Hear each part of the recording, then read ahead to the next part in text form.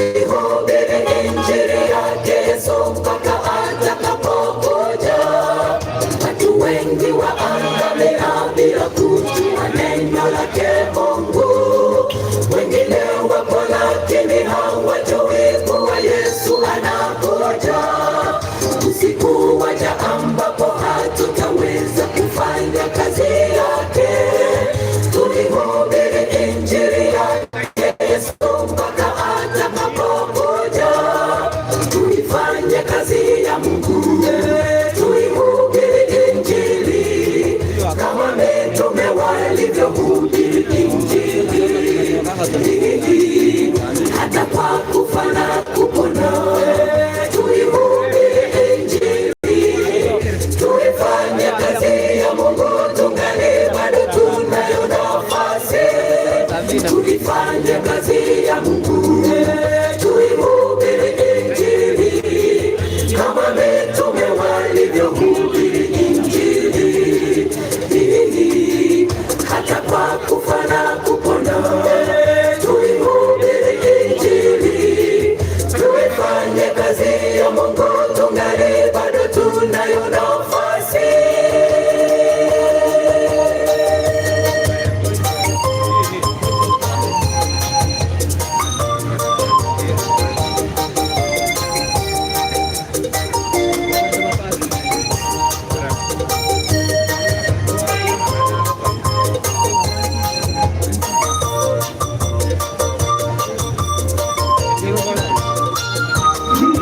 Tuifanye kazi ya Mungu, tuihubiri injili kama mitume walivyohubiri injili, hata kwa kufa na kupona. Tuihubiri injili, tuifanye kazi ya Mungu tungali bado tunayo nafasi. Tuifanye kazi ya Mungu, tuihubiri injili kama mitume walivyohubiri injili, hata kwa kufa na kupona. Tuihubiri injili, tuifanye kazi ya Mungu tungali bado tunayo nafasi.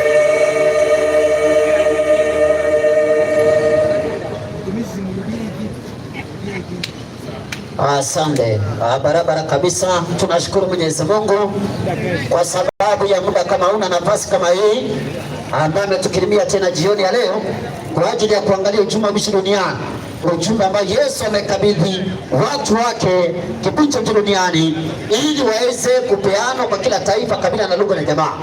Kwenye kitabu kile cha Ufunuo msemaji 14 na mstari wake kuanzia wa 6, ukisoma Ufunuo 1:1 hadi mstari wa 3, maandiko anasema ufunuo wa Yesu Kristo aliyopewa na Mungu awaonyeshe watumwa wake mambo ambayo hayana budi kuwako upesi, naye akatuma kwa mkono wa malaika akamwonyesha mtumwa wake Yohana aliyelishuhudia neno la Mungu na ushuhuda wa Yesu Kristo, yaani mambo yote aliyoyaona aliyasomaye na wala sikio maneno ya unabii huu na kuyashika aliyoandikwa humo, maana wakati karibu.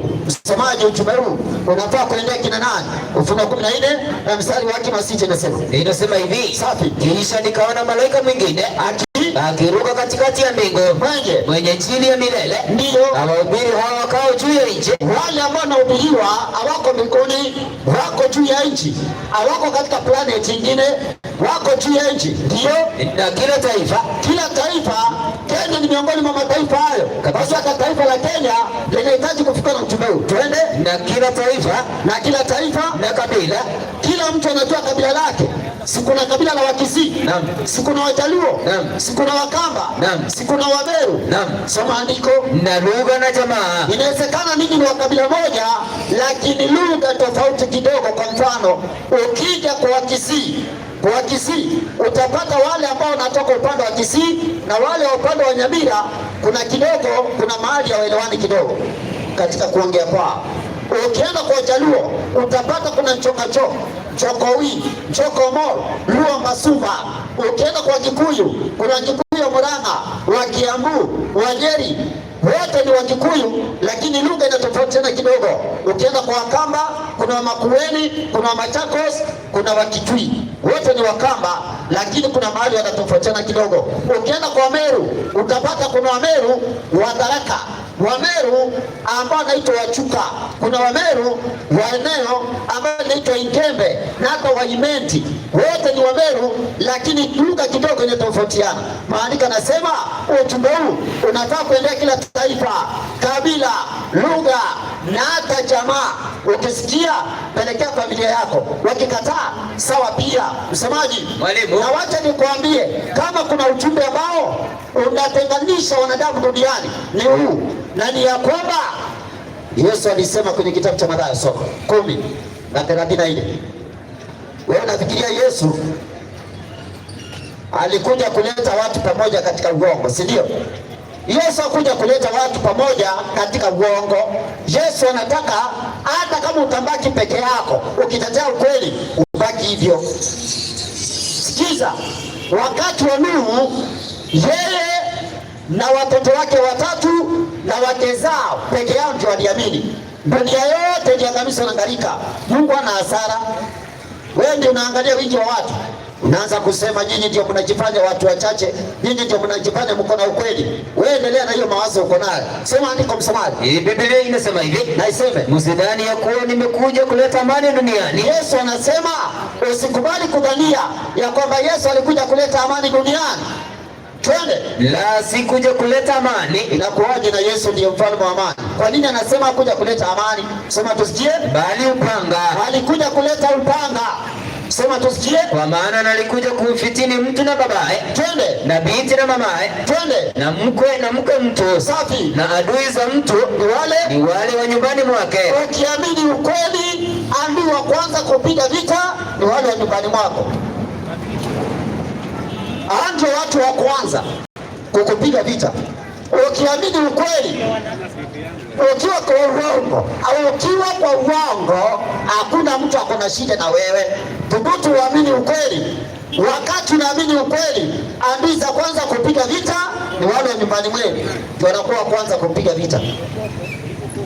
Unasikia mtu anakuuliza, yaani ulitafuta kanisa ingine ya kwenda ukaamua kwenda hiyo. Unaona? Watu wa kwanza kupiga vita ni wale wa nyumbani mwenu, ndio wanakupiga vita wa kwanza. Msemaji? Yesu alisema hakuja kuleta amani duniani, alikuja kuleta upanga. Alikuja kuleta upanga. Alikuja kuleta upanga. Naomba nipatie Ibrania 4 mstari wake ni wa 12. Yesu alikuja kuleta upanga. Mami, ni upanga. Kile tumeleta hapa ni upanga. Yesu neno lake ni upanga, ukataa ukuini na itakata moyo wako. Soma msomaji. Inasema hivi. Safi. Maana neno la Mungu li hai. Neno la Mungu li hai. Tena lina nguvu. Twende. Tena lina ukali kuliko upanga. Ukatao. Wao wote ukatao kuwili. Kwa hiyo neno la Mungu ni upanga ukatao kuwili. Soma tusikie. Tena la choma. Linachoma hata kuzigawa nafsi na roho. Si ndio maana unaona mami? Ndio maana unaona mzee unasikia vibaya wakati unaona kana kwamba neno la Mungu linakuingilia. Msemaji? Mwalimu, neno la Mungu ilijai kuwa rahisi kwa wale ambao wanaipinga. Inakuanga ni kama moto unachoma, ni kama nyundo inakonga, ni kama upanga unakata. Msemaji? Mwalimu, neno la Mungu ni upanga unakata kuwili. Soma andiko. Inaendelea kusema hivi. Safi. Na viungo na mafuta yaliyomo ndani yake. Twende. Tena li jepesi kuyatambua mawazo. Neno la Mungu liko jepesi, linatambua hata nini unawaza. Ndio maana unasikia nikana kwamba neno la Mungu linakuingilia. Naomba nipatie kitabu cha Yeremia. Yeremia msomaji. Yeremia Naam. 23 soma kenda. Yeremia 23 nisomee mstari wa kenda. Inasema Biblia takatifu inasema hivi. Barikiwe. Katika habari za manabii. Unasoma wapi? Yeremia 23:9. Ama nisomee 9:23. 23:29. Asoma. Inasema hivi. Ndio. Neno langu si kama moto. Tunasoma Yeremia 23 mstari wa 29. Maandiko yanasema neno la Mungu ni kama moto. Ni kama moto. Hata mwimbaji mwingine aliimba wimbo akasema injili ni moto, moto, pinga pinga uchomeke. Kwa hiyo ukipinga injili ya kweli utachomeka mami. Ukipinga injili ya kweli utachomeka mzee. Soma andiko. Inaendelea kusema hivi. Aje. Asema Bwana. Safi. Na kama nyumba, ni kama nyumba inangonga.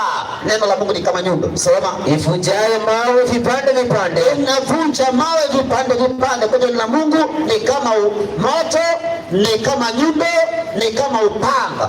Neno la Mungu. Neno la Mungu liko hivyo msomaji. Kwa hiyo lazima tukubali neno la Mungu. Usipolikubali utaumia. Usipokubali neno la Mungu vile ninasema utaumia rafiki. Utaumia mami, utaumia mzee, utaumia kijana. Kubali neno la Mungu ili upate kupona. Yesu anasema kwenye kitabu cha Yohana ya kwamba wale ambao wanakataa Yesu kwa njia kukataa neno. Yohana 12:48. Yohana 12 na mstari wake na 48. Kuna wale ambao wanafikiria kwenda ukisema Yesu, Bwana Yesu asifiwe sana, haleluya nimeokoka, wanafikiria ndio kukubali Yesu. Hapana. Hiyo si kukubali Yesu. Wacha nikwambie vile watu wanakataa Yesu. Soma andiko. Biblia inasema, yeye anikatae mimi. Yesu anasema, yeye anikatae mimi, asiyekubali maneno yangu. Kuna watu wanakataa Yesu kwa njia gani? Kwa kukataa maneno yake. Watu wanakataa Yesu kwa njia gani? Kwa kukataa maneno yake. Leo mtu anaweza kuwa nenda akisema nimeokoka, Yesu ni Bwana, na kumbe amekataa maneno ya nani? Maneno ya Yesu. Na kukataa maneno ya Yesu amekataa nani? Yesu mwenyewe. Kwa hiyo ndio maana Yesu akasema hivi Marko 7. Ukikataa maneno ya Yesu automatically umekataa Yesu. Hata ukienda ukisema nimeokoka nampenda Yesu, Bwana asifiwe sana, Yesu anakanya hiyo. Anasema hiyo kwenda ukisidia na mdomo na huko umekataa maneno yake, wewe umemkataa. Hata hiyo kumtaja bure. Marko 7 kwa hapo Naam. Nipe mstari wake wa 6. Inasema hivi, ubarikiwe. Akawaambia, ndio Isaya alitabiri vyema juu yenu ninyi wanafiki, kama ilivyoandikwa, watu hawa uniheshimu kwa midomo. Kuna watu leo kwa barabara wanaenda wakiheshimu Yesu kwa midomo. Nimeokoka, hata mimi ni mtu wa kanisa. Kwani mnafikiria nyinyi ndio mnaenda kanisa peke yenu? Mnafikiria nyinyi ndio mnaabudu Mungu peke yenu? Hata mimi nimeokoka, nampenda Yesu, nimeokoka mwaka 2005. Hiyo ni maneno tu. Je, tabia zako, mienendo yako, mafundisho ambayo uko nayo na mafundisho ambayo mko nayo kanisani mwenu, mhubiri ambaye anawahubiria, je, anahubiria ukweli ama anapinga chenga maandiko? Ndio swali unafaa kujiuliza. Somaji nipe habari. Inaendelea kusema hivi. Safi. Watu hawa uniheshimu kwa midomo. Kuna watu ambao wanamheshimu Yesu kwa midomo, ila mioyo yao iko mbali nami. Lakini mioyo yao iko mbali na Yesu, nao waniabudu bure. Kumbe kuna watu ambao wanataja Yesu lakini wanamwabudu bure, wakifundisha mafundisho yaliyo maagizo ya wanadamu. Ati maagizo ya wanadamu. Kumbe leo kuna watu ambao mafundisho yao ni maagizo ya wanadamu. Si Mungu aliagiza. Ndio maana nikakuuliza swali, nani aliagiza ibada ya Jumapili? Ni Mungu ama ni wanadamu? Ndio nikakuuliza hiyo swali. Nani alisema Mungu ni watatu? Yaani Mungu wa utatu. Ni andiko gani mlisoma ikadhibitisha Mungu wa utatu? Ni gani? Nani alisema tusherehekee Krismasi? Mungu ama wanadamu? Ni Mungu alisema katika neno lake. Nani alisema watoto wadogo wabatizwe? Ni Mungu ama ni wanadamu? Nani alisema watu wafanye ibada ya Ijumaa? Ni Mungu ama ni wanadamu? Bila shaka ni Muhammad ndiye alisema hivyo, si Mungu. Nani alisema? Kwa nini tunafanya vitu kinyume cha maandiko? Msemaji, nani alisema watu wa machi kwa kanisa na mabendera kwa kanisa? Nani? Ni Mungu ama ni maagizo ya wanadamu hayo? Ni nani? Ni Mungu ama ni wanadamu? Ndio maana tukifundisha tunaalika hata wachungaji, tunaalika hata viongozi wa dini, hata machama wa kanisa. Kama unaona tunafundisha uongo, kiti kiko hapa cha kuuliza maswali. Unakuja hapo na keti unauliza swali, na kama unaona ya kwamba unaweza fundisha utukosoe, tunakupea kipaza sauti, tunatulia pale, utufundishe. Ukimaliza hivi tunakuuliza maswali. Ukishindwa wewe, tunajua unafundisha wao mbele ya hadharani, mbele ya watu, bila kuogopa mtu. Msomaji, tuko katika ujumbe wa malaika watatu. Ujumbe wa malaika watatu nasemaje? Ufunuo 14:6. Ufunuo 14:6 nasema hivi. Inasema Biblia takatifu inasemaje? Kisha nikaona malaika mwingine akiruka katikati ya mbingu, mwenye injili ya milele, ndio awahubiri hao wakao juu ya nchi, na kila taifa na kabila na lugha na jamaa. Akasema kwa sauti kuu, ujumbe huu unafaa kwenda kwa sauti kubwa. Twende, mcheni Mungu na kumtukuza. Kwa nini? Kwa maana saa ya hukumu yake imekuja. Ndio, msujudieni yeye aliyezifanya mbingu na nchi na bahari na chemchemi za maji. Tulia. Kwa hiyo ujumbe malaika wa kwanza unaita watu wamche Mungu na kufanya nini? Na kumtukuza. Leo watu wamekataa kumcha Mungu. Kwani kumcha Mungu ni kufanya nini? Msomaji, kitabu cha Mhubiri. Ujumbe malaika wa kwanza unaita watu wamche Mungu na kumtukuza, kwa maana saa hukumu yake imekuja, kumwabudu yeye aliumba mbingu na nchi na baada ya chemchemi za maji. Watu wamekataa ibada ya Mungu wa kweli, watu wamekataa kumcha Mungu, watu wamekataa kumtukuza Mungu. Msomaji, kumcha Mungu kufanya nini? Kitabu cha Mhubiri 12:13 soma. 12:13 nasema hivi. Kitabu cha Mhubiri inasema, Biblia inasema hivi. Aje. Hii ndio jumla ya maneno yote yamekwisha sikiwa. Soma. Mche Mungu. Watu wanahitajika kumcha Mungu, nawe uzishike amri zake. Kumbe mtu ambaye anamcha Mungu anashika amri za Mungu. Leo kuna watu ambao hawataki kusikia amri za nani? Za Mungu. Lakini maandiko yanatuambia uchuma mwisho duniani watu wamche Mungu na kumtukuza, na wale ambao wanamcha Mungu wanashika amri za Mungu. Hivyo kwa hivyo wale ambao wanakataa amri za Mungu wamekataa kumcha Mungu. Msemaji, mwalimu, kumtukuza Mungu pia ni kufanya nini? Msemaji, naomba nipatie kitabu, ni kile cha Wakorintho wa kwanza 10:31. Wakorintho wa kwanza 10:31. Na kabla hujasoma 31, naomba nipatie Wakorintho wa kwanza 6:19. 6:19 nasema hivi mpaka 20. Twende. Biblia inasema, safi, au hamjui ya kuwa ndio mwili wenu ni hekalu la Roho Mtakatifu? Swali ni je, au hujajua ya kwamba mwili wako ni hekalu la nani? La Roho Mtakatifu. Twende. Aliye ndani yenu. Soma. Mliopewa na Mungu. Ndio. Wala ninyi si mali yenu wenyewe. Safi. Maana mlinunuliwa kwa dhamani. Mungu ametoa ujumbe, anasema tumenunuliwa kwa dhamani. Sasa basi mtukuzeni Mungu katika miili yenu. Unaweza kumtukuza Mungu kwa kufanya ushoga? Hapana. Unaweza kumtukuza Mungu ukiwa umekubaliana na LGBTQ? Hapana. Unaweza kumtukuza Mungu ukiwa unafanya lesbianism, yaani usagaji? Hapana. Unaweza kumtukuza Mungu ukiwa unafanya usinifu? Hapana. Unaweza kumtukuza Mungu ukiwa unafanya uasherati? Hapana. Unaweza kumtukuza Mungu kwa kuvaa vibaya? Hapana. Maandiko yanasema mtukuze Mungu katika miili yenu. Uvae kama kahaba na useme unatukuza Mungu.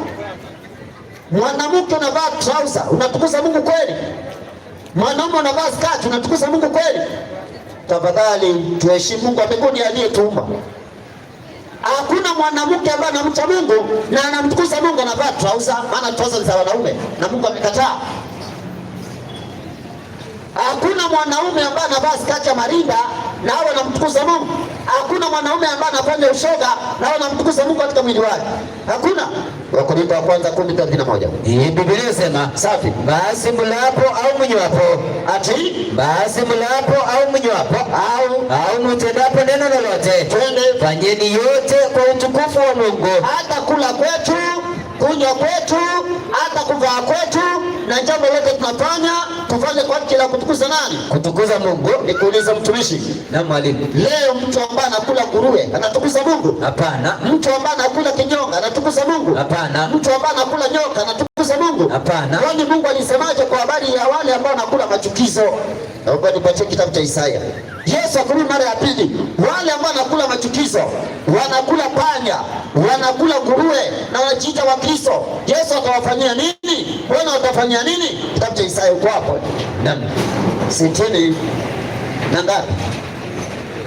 Naomba nipatie 66 mstari wa 15 hadi 16 hadi 17. Barikiwa. Kitabu cha Isaya 66. Soma 15. 15 inasema hivi. Na iseme. Biblia takatifu inasema, barikiwa. Maana Bwana atakuja na moto. Bwana atakuja kutoka mbinguni, atakuja na moto. Na magari yake ya vita kama upepo wa kisulisuli. Atakuja na magari yake ya vita kama upepo wa kisulisuli. Ili atoe malipo ya ghadhabu yake kwa moto wakao. Atatoa malipo yake ya ghadhabu kwa moto wakao. Na maonyo yake kwa miali ya moto. Safi. Kwa maana Bwana atateta na wote wenye mwili. Bwana atateta na watu wote wenye mwili. Labda ukuwe wewe una mwili, ni dhahabu umeungwa nayo. Maandiko yanasema atateta na wote wenye mwili. Soma tusikie. Kwa moto na kwa upanga wake. Atateta na moto na kwa upanga wake. Nao watakaouawa na Bwana watakuwa wengi. Ati. Nao watakaouawa na Bwana watakuwa wengi. Ati. Nao watakaouawa na Bwana watakuwa wengi. Maliza. Watu wale wajitakasao, wale ambao wanajifanya wa Kristo na kujisafisha katika bustani, wanajisafisha na jita wa Kristo. Twende. Nyuma yake aliye katikati wakila nyama ya nguruwe. Kumbe wale ambao watauawa na Bwana, miongoni mwa wale ambao watauawa na Bwana wanakula nini? Nyama ya nguruwe. Soma. Na machukizo na panya. Ati. Na panya. Ati. Na panya. Maliza. Watakoma pamoja, sema Bwana. Watakoma wote pamoja, anasema Bwana. Msemaji, mwalimu, baadhi ya watu ambao watauawa na Bwana, ambao wamedanganya watu, unajua ni kina nani? Naomba nipatie kitabu cha Yeremia 25. Anza 30. Anza 32. Changamka msemaji. 25:32. Watu ambao wanakula machukizo, wanakula panya, wanakula ngamia, wanakula nyoka, wanakula sungura. Mimi nakuambia hiyo ni machukizo wanakula, watakoma wote pamoja. Bwana akirudi mara ya pili watauawa na Bwana. Kwa maana Bwana ametoa ujumbe wa malaika wa kwanza unasema mcheni Mungu na kumtukuza. Watu wamekataa kumcha Mungu kwa njia ya kutunza amri za Mungu na kwa njia ya kuachana na maovu.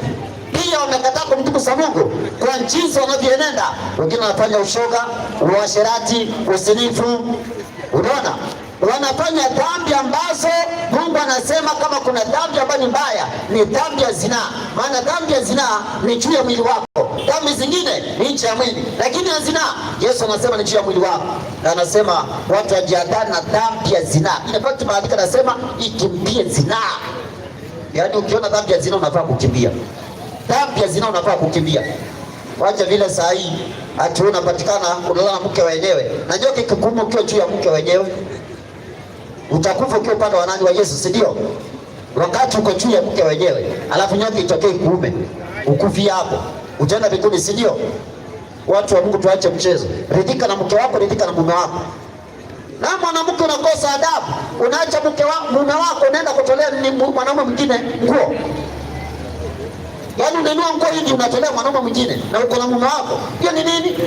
Uone hata ni dhambi mbaya hata kupanga, hata Mungu anachukiza nayo. Soma andiko. Biblia inasema hivi. Unajua Mungu anasema ya kwamba ndoa na iheshimiwa na watu wote na malazi na yawe safi. Maana waasherati na wazinzi Mungu atahukumia adhabu. Hiyo ni kitabu cha Ibrania 13 mstari wa 4. Inasema hivi. Lakini leo watu wako na mchezo mpaka wachungaji.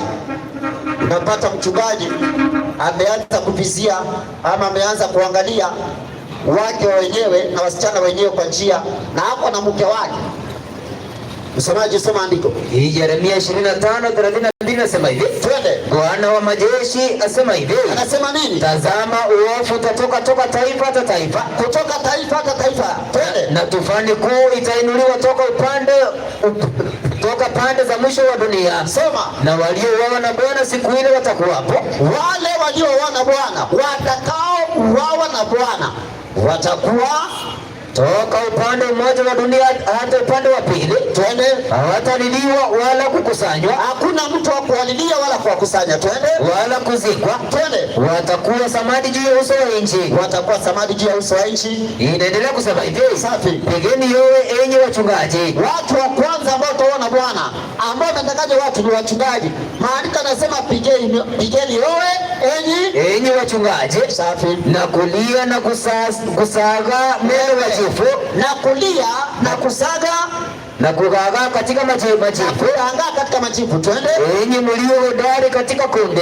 Enyi wachungaji mlio hodari katika kundi, acheni kupiga mazoezi ya kulia, maana mtauawa. Kwa sababu mmedanganya washiriki, mmedanganya watu wakafuata uongo. Soma andiko. Inaendelea kusema hivi. Twende. Maana siku za kuuawa kwenu zimetimia kabisa. Twende. Nami nitawafunja vipande vipande. Atakuwa anaangalia mchungaji fulani, mbona kufundisha watu ukweli anakupunja. Mungu anasema atavunja wachungaji wa uongo vipande vipande. Soma. Inaendelea kusema hivi. Ndio. Nanyi mtaanguka kama chombo cha anasa. Ni afadhali usijiite mchungaji kama una uhakika kama unafundisha ukweli. Maana Mungu atakuwa anakuita wewe.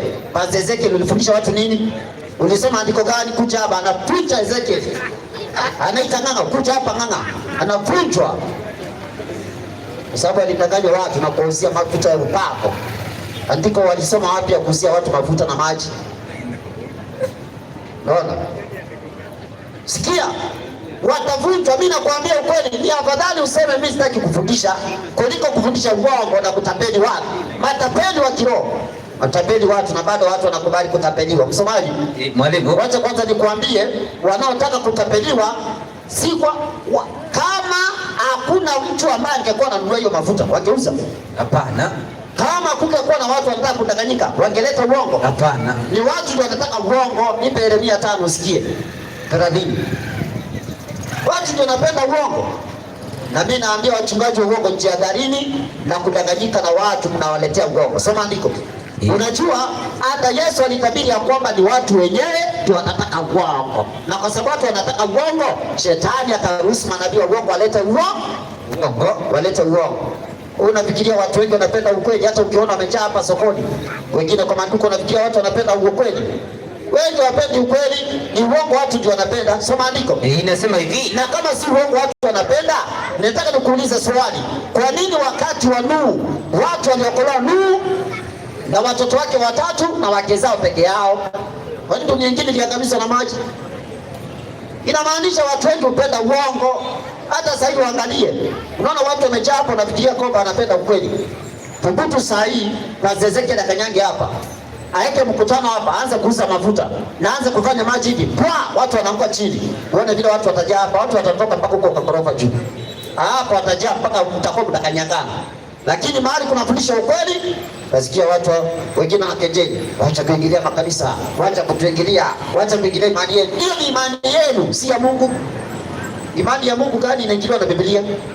Soma andiko msomaji. Inasema hivi. Twende. Yeremia 5:30 inasema, mimi nakuambia mami, mzee, wewe utaongea na hata na huko kwa kando huko ukisema acha watu wanatuingilia. Lakini ukitoka hapa, ukienda nyumbani ukunywe maji, ukirudi hapa, Biblia ibadiliki, ni hiyo hiyo tutaisoma. Haibadiliki. Wewe ndio ubadilike, ukubali Biblia. Lakini kama utakubali Biblia utaumia. Mimi nakwambia ukweli. Na kama upendi ukweli, enda nyumbani ukakunywa maji, angalia TV, lala. Sikuja hapa kutusikiza. Usikuja kutusikiza, maana utaumia bure. Tutakwambia ukweli. Msemaji, soma. Inasema hivi. Twende. Jambo la ajabu la kuchukiza. Jambo la ajabu la kuchukiza limetokea katika nchi hii. Limetokea hapa duniani, hata hapa Keroka limetokea. Yaani inasema hivi. Twende. Manabii wanatabiri uongo. Manabii wanatabiri uongo. Na makuhani wanatawala kwa msaada wa hao. Wachungaji wanatawala kwa msaada wa wao. Na watu wangu wanapenda mambo yawe hivyo. Ati? Na watu wangu wanapenda mambo yawe hivyo. Nani wanawapea msaada? Si ni wao tu kabisa. Si ndio wanatoa zaka? Nani? Si ndio wanatoa sadaka, wanasapoti waambie uongo? Naam. Si ndio wananunua mafuta? Kabisa. Wao. Si ndio wananunua maji kutoka kwao? Nini mnawapea msaada wa watawale kwa uongo? Ni watu tu wanapenda mambo yao hivyo. Kama mngekuwa mnapenda ukweli, na kuambia manabii wa uongo wangeondokea injili, wakihubiri tena, wangekaa nyumbani. Ndio maana shetani mchanja alijua ya kwamba Wakristo leo wameacha kwenda kwa waganga, na wakienda wanaenda usiku wakiwa wamejificha. Wakachukua waganga wakaingiza kanisani, wakawaambia chukueni Biblia ingieni kanisani, endeni muuze mafuta huko na maji. Wanaingia wamevaa suti, Mtu anavaa suti, anapiga kiatu rangi vizuri, naangalia mapua, kisha anachukua Biblia na kamata, anaingia kanisani. Mganga kienyeji. Wewe huyo ni mchawi, anakuroga mpaka na maji anafanya vwa, unaanguka chini puu. Alafu unasema huyo nabii wa kweli. Uongo. Uongo wa mchawi. Yaani watu wanadanganya wakipenda. Msemaji? Mwalimu. Kwa hiyo tunahitaji kutuma malaika wa kwanza, uite watu kumcha Mungu na kumtukuza nani? Mungu. Na pia watu wanaitwa ili kwamba msemaji, ati ili kwamba waweze kumwabudu Mungu aliumba mbingu na nchi. Lakini leo watu wamekataa ibada kwa Mungu wa kweli. Mungu wa kweli aliyeumba tutamjuaje? Msemaji? Mwalimu. Ni nani aliyeumba? Waibrania 1:1 hadi mstari wa 4. Mungu aliyeumba tutamjuaje? Msemaji? Waibrania 1 mstari wake wa kwanza. Wakati maandiko nasema kwenye kitabu cha Mwanzo 1:26, na tumbe Mungu akasema. Mungu akasema. Biblia iseme Mungu wakasema. Biblia inasema Mungu akasema na tumbe mtu kwa mfano wetu. Inamaanisha alikuwa anaambia mwingine, Mungu mwenyewe alikuwa anaongelesha mwingine ama wengine, akawaambia tumbe mtu kwa mfano wetu. Huyo ni nani? Alikuwa anaongea na nani? Soma andiko. Inasema hivi. Twende. Mungu ambaye alisema zamani na baba zetu. Mungu ambaye alisema zamani na baba zetu katika manabii kwa sehemu nyingi na kwa njia nyingi. Mwisho wa siku hizi amesema na sisi katika mwana. Kwa hiyo kuna Mungu na kuna nani? Kuna mwana. Kuna Mungu na kuna nani? Na kuna mwana. Kwa hiyo Mungu alipokuwa naumba, Mungu mwisho wa siku hizi anaongea na sisi kupitia nani? Katika mwana. Twende. Aliyemweka kuwa mrithi wa yote. Kwa hiyo Mungu aliweka mwanawe awe mrithi wa vitu vyote. Twende. Tena kwa yeye aliufanya ulimwengu. Kwa hiyo Mungu alipokuwa naumba, aliumba kutumia nani? Mwanawe. Lakini leo kuna watu wanadanganya, wanasema ati Mungu alipokuwa naumba walikuwa wangapi? Watatu. Waliketi Mungu Baba, Mungu Mwana, Mungu Roho Mtakatifu, kamati ya miungu watatu, wakasema tumbe mtu kwa mfano wetu. Hiyo ni uongo. Mlisoma andiko gani? Kama unaandiko nasema hivyo, kuja utoe saa hii. Watu wanatuona, hatusemei kwa giza, tunasemea hadharani, watu wakituona. Toa andiko nasema waliketi chini kamati ya Mungu watatu, Baba, Mwana na Roho Mtakatifu, watatu waketi wakasema tumbe mtu kwa mfano wetu. Toa hiyo andiko. Hakuna. Ni Mungu mwenyewe ndiye aliambia mwanawe. Maana katika Biblia nzima aliyekuwa mfano wa Mungu kabla ya uumbaji ni mwana wa Mungu. Andiko msomaji. Wakolosai 1:15. Ama nipatie kwanza Wakorintho wa pili 4:4. Naam. Changamka, barikiwa. Biblia inasema hivi. Nani aliye mfano wa Mungu na sura ya Mungu? Ambaye Mungu alimwambia tume mtu kwa mfano wetu. Soma. Wakorintho wa pili 4:4 inasema hivi. Biblia takatifu inasema, twende, ambao ndani yao Mungu wa dunia hii, twende, amepofusha fikra zao wasiamini, isiwazukie nuru ya injili ya utukufu wake Kristo Yesu, ndiyo aliye sura yake Mungu. Kumbe Yesu ni sura ya nani? Ya Mungu. Kumbe Mungu aliposema tumbe mtu kwa mfano wetu na kwa sura yetu, nani aliye na sura ya Mungu? Ni Yesu. Ni Yesu. Unatoa wapi Mungu Roho ati ako na sura ya Mungu? Umeisoma andiko kwamba Mungu hiyo Roho ako na sura? Umeisoma andiko katika Biblia kuambia Roho Mtakatifu ako na sura?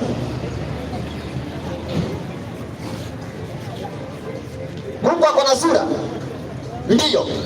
Yesu ako na sura? Ndiyo. Danieli alimuona ameketi mfalme, akaona Mungu ameketi mzee wa siku.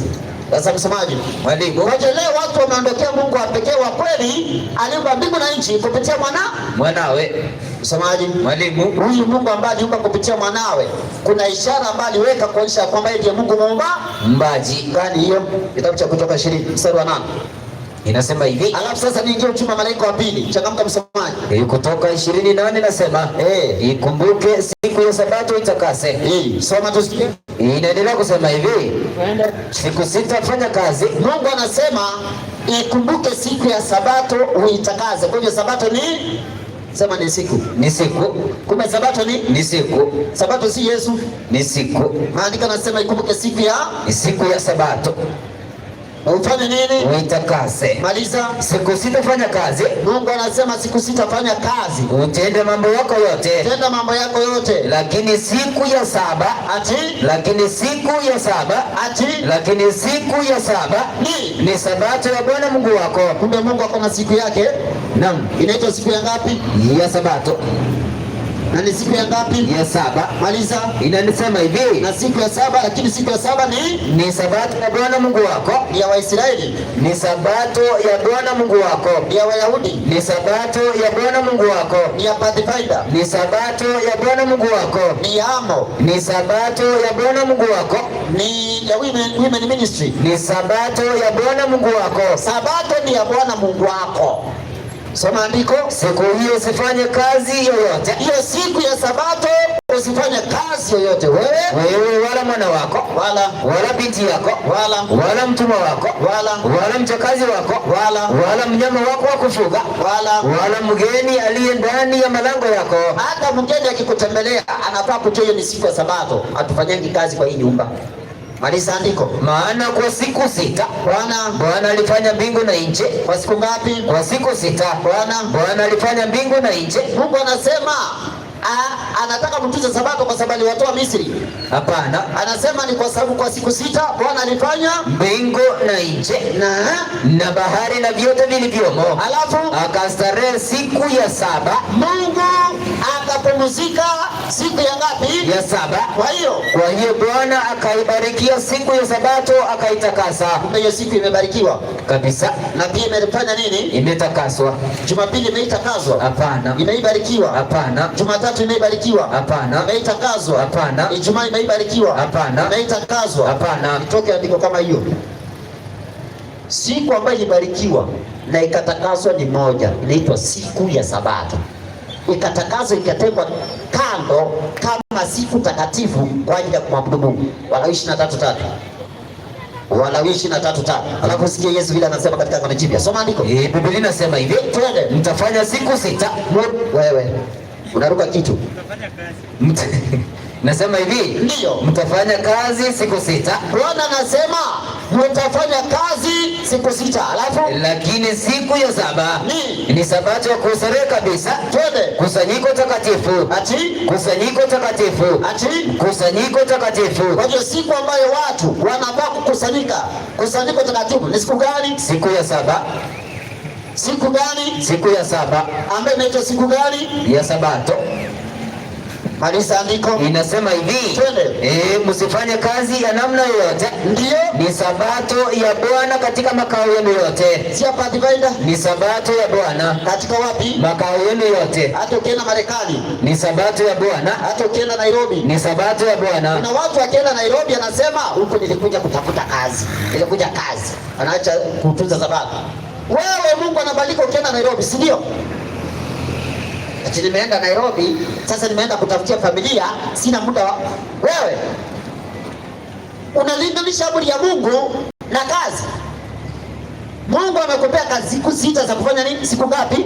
Sita za kufanya kazi na ufanye mambo yako yote. Alafu unataka bado kumwimbia hata sabato. Yaani utatosheka na hizo, yaani mwanadamu atosheki. Unaona hawa mtu amepewa kope, anaongezea kope. Ameridhika na kope ambazo Mungu alimpatia? Hapana. Mungu anampatia mindomo nyeusi kama yangu, anapaka rangi ya nyekundu. Ameridhika na ile rangi alimpatia? Hapana. Leo Mungu amekupatia mwanamke, amekupatia nywele. Mwanamke huyu anachukua nywele anambandika zingine. Ameridhika na zile nywele Mungu alimpatia? Hapana. Na shida iko wapi na wanadamu? Hawataki kumtukuza Mungu. Nataka kufanya vile wanataka.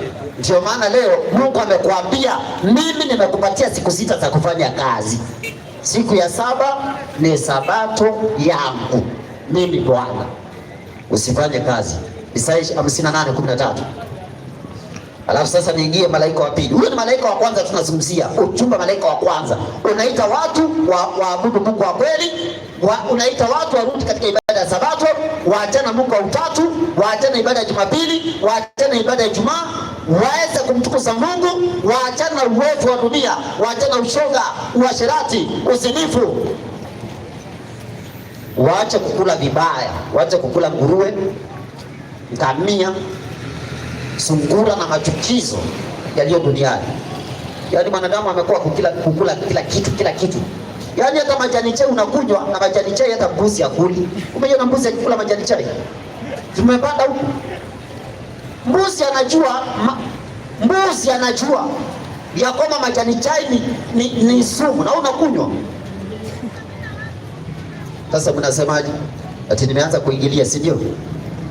Nyinyi mnaambia watu ya kwamba walevi hawaendi mbinguni, si ndio? Si Wakristo ndio wanasema kabisa. Hata wa Jumapili si wanasema Wakristo waende, wale ambao ni walevi waende mbinguni, si ndio? Kabisa. Wakafikiria hata majani chai, kunywa majani chai si ulevi. Pombe ni ulevi, majani chai ni ulevi, kawa ni ulevi, na hata sigara ni ulevi. Tunaona watu wakianza kupungua hapa. Na hata bangi ni ulevi. Sasa unachekelea mwenye anavuta sigara, si ndio? Mbona unamchekelea na unakunywa majani chai? Kwani kuna tofauti mwenye anakunywa majani chai na mwenye anavuta sigara? Kuna tofauti gani? Na mwenye anakunywa majani chai na mwenye anaweka tombako hapa kwa mdomo hapa, na mwingine anakunywa na mapua. Nani ndiye kwa afadhali mbele za Mungu? Nani? Nyinyi wote ni walevi. Kwani mtasoma shuleni mambo ya madawa za kulevya? Na madawa za kulevya kuna zenye zimekubalika serikali zitumike na kuna zenye zikakubalika. Hata shuleni nilisoma ya kwamba kuna legal drugs na illegal drugs. Illegal ni kama bangi, marijuana, cocaine, heroin. Hizo ni marufuku kulingana na serikali. Alafu kasikia serikali imekubali, majani chai ina shida, kunywa tu. Sasa ukafikiria Mungu amekubali ulevi wa majani chai, maana imekubalika na serikali. Unakombea ulevi, unakombea kila ambacho serikali imekataza, unakubali ndio Mungu amekataza, si ndio? Hivyo ndio unalinganisha. Wewe fikiria tena. Mungu, kile ambacho serikali imepitisha, si kwamba hiyo ndio standard ya Mungu kupima. Mungu anapima na Biblia.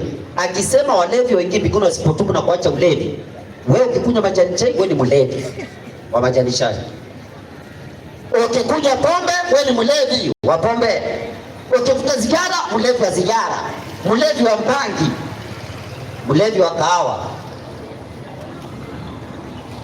Alafu mishipa, ukikunywa majani chai, mishipa inazibana ama mishipa inakuwa constricted, unapatwa na pressure. Alafu unaanza kulia, nimepatwa na pressure, unaanza kulilia Mungu. Unaulilia Mungu na wewe umekula vibaya. Unakunywa majani chai unapatwa na pressure. Kama unafikiria majani chai ilete pressure, ukitaka kujua ni ukweli, yule mwenye amepatwa na ako na pressure, saa hii pressure imepanda. Mpe majani chai asubuhi uone kama pressure itapanda. Chumvi peke yake, mwanadamu ameharibu, ameenda akachukua chumvi mbaya ndio anapea watu. Chumvi ambayo mwanadamu anafaa kula ndio tunapea ng'ombe, ile ya mawe. Hiyo ndio chumvi mzuri. Enda hata kwa supermarket useme nataka Himalayan salt. Himalayan imezi yako imewekwa kwa chupa vizuri, hiyo ndio chumvi mzuri ya kutumia. Iko hata hapa kwa hiyo supermarket iko wapi? Si iko hapa juu, uende upande hapo. Waambie nataka Himalayan salt. Ile chumvi ya pink, hiyo ndio chumvi ya wanadamu. Si ingine. Hii ingine ni sumu. Ukitaka kujua ni sumu, enda ukoroge upatie mbuzi ya kunywa. Ama kuku. Msemaji? Mwalimu, ndio maana mbuzi hapo hiyo ya Keni salt yenye mnanunua kwa duka mnakunywa, mnamweka kwa chakula. Hiyo ni mbaya. Unajua hiyo inauzwa shilingi 10, inauzwa pesa kidogo, utakufa. Msemaji? Mwalimu, wacha niachane hiyo. Niingie ujumbe malaika wa pili. Sawa? Naam. Ufunuo 14 mstari wa 8, twende. Ufunuo 14 mstari wake ni wa 8. Sikiza, soma andiko msemaji. Biblia inasema hivi. Hii wiki tunaendelea hapa mpaka kieleweke. Hata kesho Jumapili watu wako hapa. Ujumbe unaendelea. Jumatatu ujumbe unaendelea mpaka kieleweke hapa. Soma msomaji. Inasema, na ukiwa na swali unauliza swali, hatuogopi maswali. Soma andiko. Kisha mwingine malaika wa pili. Unajua mtumishi na mwalimu, wale wachungaji ambao wanakemea watu ati kemea pepo mbaya maswali, yaani utaki maswali, na Yesu aliuliza maswali na akajibu. Soma andiko. Inasema hivi. Safi. Kisha na kuna watu wanatishia watu makanisani. Nasikia. Kwa hiyo usinyoshie mtumishi wa Mungu kidole. Wewe wachana mtumishi wa Mungu. Wewe uko na pepo ya kuuliza maswali. Wachana hiyo maswali ya kuuliza mchungaji. Wewe wacha. Yesu na mchungaji nani mkubwa? Mniambia hata nyinyi. Je, Yesu aliuliza maswali ya kuulizwa? Alijibu au kujibu? Soma andiko msomaji. Inasema hivi. Ndio. Kisha mwingine malaika wa pili akafuata akisema, anasemaje? Umeanguka Babeli. Umeanguka Babeli. Mji ule ulio mkubwa. Na Babeli ni mji mkubwa. Maana ndio ulioonyesha mataifa yote mvinyo ghadhabu ya uasherati wake. Twende. Inaendelea kusema hivi. Tulia. Kwa hiyo hapa kuna Babeli inatajwa. Hiyo Babeli ni gani? Ufunuo 17:3. 17:3. Hii inaitwa Babeli. Soma andiko. Biblia inasema hivi. Safi. Akanichukua katika roho hata jangwani. Nikaona mwanamke ameketi juu ya mnyama mwekundu sana. Nikaona mwanamke amekalia mnyama mwekundu sana. Mwenye kutoa majina ya makufuru. Mwenye ficho 7 na pembe 10. Twende. Na mwanamke yule alikuwa amevikwa nguo ya rangi ya zambarau. Zambarau ni papo. Alafu na nyekundu, red. Amepambwa kwa dhahabu na kito cha thamani na lulu. Naye alikuwa na kikombe cha dhahabu mkononi mwake. Si unakiona? Enda ulize Pastor Ng'ang'a kama anajua hii. Wewe usikia akifundisha? Si wameka kurusedi nyingi, hata ya Pastor Ezekiel. Umesikia akifundisha hii? Wanafundisha hii? Manyuru, enda hapa Nairobi, Pastor Manyuru anafundisha hii. Ujumbe wa mwisho duniani. Soma andiko msomaji. Inaendelea kusema hivi. Kazi yako kusema tu utabarikiwa, utaenda Marekani, utajenga ghorofa, utainuliwa, utapandishwa cheo. Hiyo ni mambo ya mbinguni, si ndio? Ama ni hapa duniani tu? Mpendo unainuliwa. Kuna mtu anaenda kuinuliwa. Kuna mtu ambaye alikuwa anatembea mkuu, ataendesha Probox jioni ya leo. Probox. Utajenga ghorofa, utapokea kondaina kutoka China. Nani amepoteza kondaina yake ndio upokee? Ikifika ni mambo, sikiza. Yeye kwanza anakuambia utapokea gari, lakini akitaka gari anaweka namba ya M-Pesa hapa chini. Weka namba ya M-Pesa hapo kwa TV. Tuma pesa zako. Lakini wewe anakuambia utapokea gari kwa jina la Yesu. Nasema amen. Somebody say kacha, hallelujah. Nasema kacha. Na shida hiyo kacha ni nini? Somebody say kacha. Na wako na sauti wanabadilisha. Ukiwapata kwa kanisa ndio wanaongeanga hivyo. Somebody say hallelujah. Kuna mtu anaenda kubarikiwa. Kuna mtu anaenda kuinuliwa. Na bado bado unatembea na slippers. Na bado unasema umeinuliwa. Alafu akienda kwa nyumba yake hawezi kusema, ninakwambia mke wangu jioni ya leo nimechoka sana, niwekee maji nikaoge. Hiyo ni sauti ya kuitisha pesa kanisani. Hiyo ni ya kazi, hawezi ongea na hiyo sauti nyumbani kwake. Msemaji, nipe habari. Inasema hivi. Safi. Naye alikuwa na kikombe cha dhahabu mkononi mwake. Safi. Kilichojawa na machukizo na machafu ya uasherati wake. Ndio. Na katika kipaji cha uso wake. Hapa ndio kwenye habari. Maandiko nasema na katika kipaji cha uso wake alikuwa na jina limeandikwa la siri. Gani? Babeli mkuu. Ati. Babeli mkuu. Ati. Babeli mkuu. Ati. Babeli mkuu. Mama wa makahaba. Kumbe ako na watoto. Huyu mwanamke ni kahaba na ako na watoto kahaba sawa na yeye. Huyu Babeli ya mwisho duniani, mama wa makahaba. Huyu mwanamke ni kahaba na ako na watoto makahaba sawa na yeye. Huyu inaitwa Babeli ya mwisho duniani. Msomaji, mwalimu, na asili yako nayo. Wanaofunuliwa ni watu wa Mungu, wanaokubali ujumbe wa ufunuo ambao umeandikwa na Yohana wa Patmo. Msomaji, mwalimu, hapo soma mstari wa 7. 7 inasema hivi. Twende. Inasema safi. Na yule malaika akaniambia, malaika aliyeletea Yohana ujumbe akamwambia, kwani kustaajabu? Kwani unastaajabu? Nitakwambia siri ya mwanamke huyo. Si hata unastaajabu. Nitakwambia siri ya mwanamke huyu na ya mnyama huyo anaye amchukua kwaye. Tulia. Kwa hivyo kuna siri huyu mwanamke na huyu mnyama anayechukua huyu mwanamke.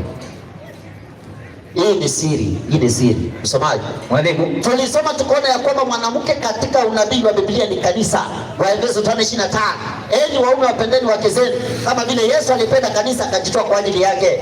Mstari wa 32 Waefeso 5:32. Siri ni kubwa, ila mimi nanena habari ya Kristo na kanisa. Mwanamke kanisa. Mnyama Danieli 7:25. Maandiko yanasema mnyama wa ile atakuwa ni mfalme na juu ya dunia. Kwa hivyo maana ya mnyama ni mfalme, maana ya mwanamke ni kanisa. Kwa hivyo hili ni kanisa la kiserikali. Ufunuo 17:18.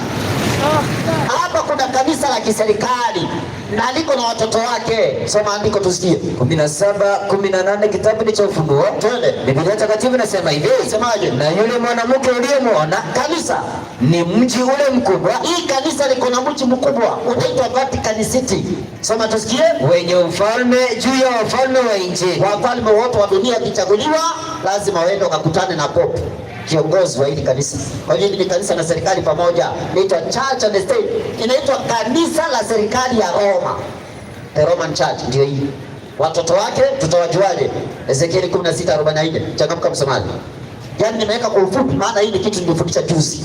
Na nikakuonyesha huyu mama mambo ambayo ameleta duniani na madhehebu karibu yote wamekubaliana na yeye katika uasi wake na uongo wake wa mwisho duniani. Soma andiko. Hii Biblia inasema hivi. Safi. Tazama kila mtu atumia medali atatumia medali hiki kinyume chake akisemaje?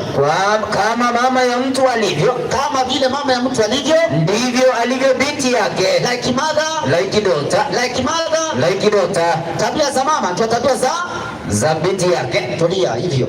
Kijana kama hujaoa kabla hujaoa msichana angalia mama yake. Ukiona mama yake ni kisirani anapinya mume wake koo, jihadhari msichana wake atakumwa kope. Like mother, like daughter. Wewe msichana kijana kabla hujaoa ukiangalia mama uone mama ni kisirani. Hata heshimu hata mume wake, msichana wake hata kuheshimu. Nakwambia ukweli. Nimekuibia siri kabla hujaoa.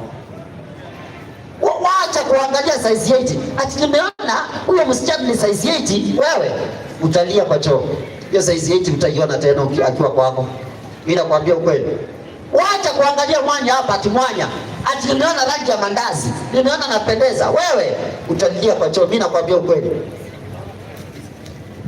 Angalia kama msichana ambaye unataka kuoa, angalia mama yake kwanza. Kama mama yake ameshindwa kukaa kwa ndoa, atakaa kwa huyo msichana. Labda huyo msichana au amebadilishwa na Kristo, amekuwa kiumbe kipya ndani ya Kristo Yesu. Ya kale amepita, tazama, ameacha tabia za mama yake. Lakini kama hajabadilika, anjakubali kuwa kiumbe kipya ndani ya Kristo, anjamkubali Kristo ndani ya moyo wake na kukubali ukweli, mimi nakuambia msichana tabia hizo nazo ndio za mama yake. Kama mama alishindwa kukaa kwa ndoa, huyu atakaa na wewe. Mimi nakuambia ukweli, utazaa watoto wawili watatu, chwa akuache hapo kwa mataa. Amekupotezea muda wakati unahitaji kuwa na mke. Kwanza atakusumbua. Mimi nakwambia ukweli. Hautanisikiza maana sasa unaongozwa na mwili. Sema hii pia msichana vile na muada vile wewe utalia. Mimi nakwambia ukweli utalia. You will cry. Utalia. Sema kikisi utalia. Ni wewe mtumishi. Norere. Utalia. Ati? Norere. Norere. Utalia. Mimi nakwambia ukweli. Msemaji? Sasa kanisa hili Kaaba, mwanamke Kaaba mzinifu. Msemaji, hili kanisa ni Kaaba. Kwa nini ni Kaaba? Kwa nini mzinifu? Kwa nini mzinifu? Naomba nipatie kitabu ni cha Marko 7. Soma mstari wa ngapi? Marko 7. Uko hapa? Naam. Hebu nipo Warumi 7:2 ndio nzuri. Warumi 7:2. Changamka msomaji. 7:2 kitabu ni cha Warumi. Twende. Biblia takatifu inasema hivi. Na iseme, kwa maana mwanamke aliye na mume wake amefungwa na sheria kwa yule mume Adamu wakati anapokuwa yu hai. Adamu mume wake yuko hai, lakini bali akifa yule mume amefunguliwa ile sheria ya mume. Tulia. Kwa hiyo mwanamke aliye na mume amefungwa na sheria ya mumewe maadamu mume wake yuko hai. Yesu ako hai. kabisa, si ndiye mume wa kanisa? Naam. Amaliza andiko. Inaendelea kusema hivi. Kwa hiyo kati ya kanisa na mume wake ambaye ni Yesu Kristo, nini kinafaa kuwaunganisha? Ni sheria. Maliza andiko. Inaendelea kusema hivi. Twende. Basi wakati awapo hai mumewe, twende, kama akiwa na mume mwingine, huitwa mzinzi. Kwa hiyo huyu mwanamke kama ameamua kuzini na wafalme wa dunia, na pia watoto wake wameamua kushirikiana na siasa na wafalme wa dunia, wamekataa bwana wao ambao ni nani? Ni Kristo. Kwa njia kukataa sheria ya nani? Ya Mungu. Msomaji, mwalimu, ni sheria gani ambayo inatambua kwamba Yesu ndiye Bwana wa kanisa? Ya kwanza hiyo. Naomba nipatie Marko 2 somo mstari wa 7. Kanisa hili limekataa sheria za Mungu, hili limekataa. Soma andiko. Hii 2:27. Na hata watoto wake ni hivyo walivyo, wamekataa sheria za nani? Za Mungu. Sikitaje hivyo, nasema sheria zilisha, sheria zilisha. Uulize ni sheria gani zilisha? Si amri 10. Ni sheria ambazo zilikuwa zinahusiana na kafara. Ndio maana leo tuchinji ng'ombe, mbuzi na kondoo kwa ajili ya ondoleo la dhambi. Zitatolewa sawa na sheria. Lakini amri 10 ziliandikwa juu ya mabili za mawe na zikawekwa ndani ya sanduku la agano, na hilo sanduku la agano liko mbinguni katika hekalu la mbinguni. Andiko Ufunuo 11 na mstari wa 19, usisome. Asoma kwanza hiyo nimekwambia. Marko 2:27 inasema hivi. Akawaambia Yesu, Sabato ilifanyika kwa ajili ya mwanadamu. Hawa kwa hapa ni wanadamu kabisa. Ati Sabato ilifanyika kwa ajili ya mwanadamu, si kwa ajili ya wanyama. Hapana. Si kwa ajili ya Wayahudi. Hapana. Si kwa ajili ya Yesu. Hapana. Si Yesu ni mwana wa Mungu kabisa. Soma andiko. Sabato ilifanyika kwa ajili ya mwanadamu. Kwa hiyo Sabato kama mwanadamu angekuwa ingewekwa? Hapana. Sabato ilifanyika kwa ajili ya nani? Ya mwanadamu. Kwani ng'ombe anajua mambo ya Sabato? Hapana. Kuku anajua mambo ya Sabato? Hapana. Sabato ilifanyika kwa ajili ya nani? Ya mwanadamu. Si kwa ajili ya Mungu? Hapana. Kwa ajili ya nani? Ya mwanadamu. Maliza. Si mwanadamu kwa ajili ya Sabato. Maliza. Basi mwana wa Adam, Yesu, ndiye Bwana wa Sabato pia. Ati basi mwana wa Adam ndiye Bwana wa Sabato pia. Kwa hiyo nani ameamurisha Sabato kama Bwana wa Sabato? Ni Yesu Kristo. Nikuulize hivi. Naam. Mimi ni bwana wa mke wangu, sawa? Naam. Swali. Mimi nikiwa bwana wa nyumba yangu ama mke wangu, mimi ndiye mke? Hapana. Sasa ni akili gani watu wanatumia wanaposema ati Yesu aliposema yeye ndiye Bwana wa Sabato alimaanisha yeye ndiye Sabato? Ni akili gani inatumika? Hata nyinyi mniambie. Hii Yesu alisema yeye ndiye Bwana wa Sabato. Na akasema yeye ndiye Bwana wa Sabato pia. Maana ya pia ni ya kwamba kuna mwingine ambaye ni mkubaba. Kwa hiyo si yeye peke yake Bwana wa Sabato. Umeshika hiyo? Naam. Sasa Yesu kusema yeye ndiye Bwana wa Sabato alimaanisha yeye ndiye Sabato? Hapana. Mimi nikiwa bwana wa mke wangu, mimi ndiye mke? Hapana. Sasa ni akili gani? Hata ukiwa unakula ugali na mandazi inaingia akilini? Hapana. Msomaji, mwalimu. Kwa hiyo Yesu ndiye Bwana wa Sabato. Nikuulize swali mtumishi. Naam. Mimi nikiwa ndiye bwana wa nyumba yangu, nikienda hapo kwa nyumba yangu, kwa familia, mke wangu na watoto wangu na hata mfanyikazi ambaye nimeajiri, si ndio? Naam. Alafu niwaambie hii kabati isiiguswe na mtu, hii kabati usiwahi gusa. Mimi niko na amri ya kugusa kabisa. Maana mimi ndimi Bwana na mimi ndiye nimetoa nini? Amri. Kwa hiyo hii amri inanihusu mimi? Hapana. Watu wangenielewa. Yesu ndiye Bwana wa Sabato. Kwa hiyo yeye ndiye alisema mwanadamu atuze nini? Sabato. Kwa hiyo anaposema baba yangu anatenda kazi na mimi natenda kazi, amaanishi sisi tuvunje Sabato. Anamaanisha yeye atasimamisha kazi yake ya wokovu. Na Yesu hapo anafanya kazi ya kawaida ya dunia. Alikuwa anafanya kazi ya baba yake. Na Yesu na Mungu wa mbinguni hawajai acha kazi ya kuokoa wanadamu. Hata siku ya Sabato Yesu anafaa kuokoa. Umeshika hiyo? Naam. Kwa hivyo kazi ya wokovu inafanyika kila siku. Mungu akisimamisha kazi yake, sisi wote tunakufa. Lakini sisi tumeambiwa kama wanadamu tuikumbuke siku ya Sabato, tuitakaze. Siku sita fanya kazi, utenda mambo yako yote, lakini siku ya saba ni Sabato ya Bwana Mungu wako. Huyo Bwana anasema hivi, Isaya 58:15. Kwa hili kanisa likaamua kukataa Sabato ya Mungu ya siku ya saba Jumamosi. Makanisa ya Jumapili wakakubali kufuata mama kwa tabia hiyo. Somali. Biblia inasema twende, kama ukigeuza mguu wako usiharibu sabato, ndio usifanye anasa yako siku ya utakatifu wangu, ukiita sabato siku ya furaha na siku takatifu ya Bwana yenye heshima. Kumbe hiyo siku ni ya kuheshimika. Si Bwana, si Yesu. Hapana. Kumbe sabato si Yesu. Hapana. Sabato ni siku. Maliza, ni siku ya Bwana yenye heshima. Ni siku ya Bwana yenye heshima. Umesikia katika Biblia siku ya Jumapili kiitwa siku ya Bwana? Hapana. Sasa watu wanasomanga Ufunuo 1:10 ati Yohana anasema nilikuwa katika roho siku ya Bwana. Wanajijazia ni siku ya Jumapili. Andiko unadanganya na mchungaji ati siku ya Bwana ni Jumapili. Uongo hiyo, uongo. Siku ambayo inaitwa siku ya Bwana ni sabato ya siku ya saba, Jumamosi, si Jumapili. Jumapili haijaitwa siku ya Bwana katika Biblia, na hakuna andiko hata moja inasema watu wapumzike Jumapili na waende kanisani Jumapili ama wafanye kusanyiko takatifu Jumapili. Haiko na utaipata kutoka Mwanzo hadi Ufunuo. Soma andiko. Inaendelea kusema hivi, twende, ukitukuza kwa kutozifanya njia zako mwenyewe. Kumbe hiyo siku ya sabato ya Bwana inafaa kuheshimiwa na inafaa kutukuzwa. Kwa hiyo wale ambao nasema kazi yenu ni kutukuza siku, kumbe ni Mungu amesema ifanye nini? Itukuzwe. Na ni Mungu amesema iheshimiwe. Maliza. Wala kujitafuta ya kupendezayo, wala kusema maneno yako mwenyewe. Hiyo siku si ya siasa, hiyo siku si ya kuongea biashara zako, hiyo siku si ya kufanya kazi zako, hiyo ni siku ya kufanya kazi za Mungu. Ndio maana tulipoweka maspika hapa tuhubiri, tulikuwa tunafanya kazi ya nani? Ya Bwana. Kwa hiyo tunakubalika kubeba maspika tukahubiri. Tukipata mtu ni mgonjwa, tukimuombea na tusipomuitisha pesa ama tukitumia matibabu tumtibu apone siku ya Sabato, ama tumuombee mapepo kutoke siku ya Sabato, tutakuwa tunafanya kazi ya Mungu ama yetu? Ya Mungu. Tunahitaji kuitisha pesa yoyote? Hapana.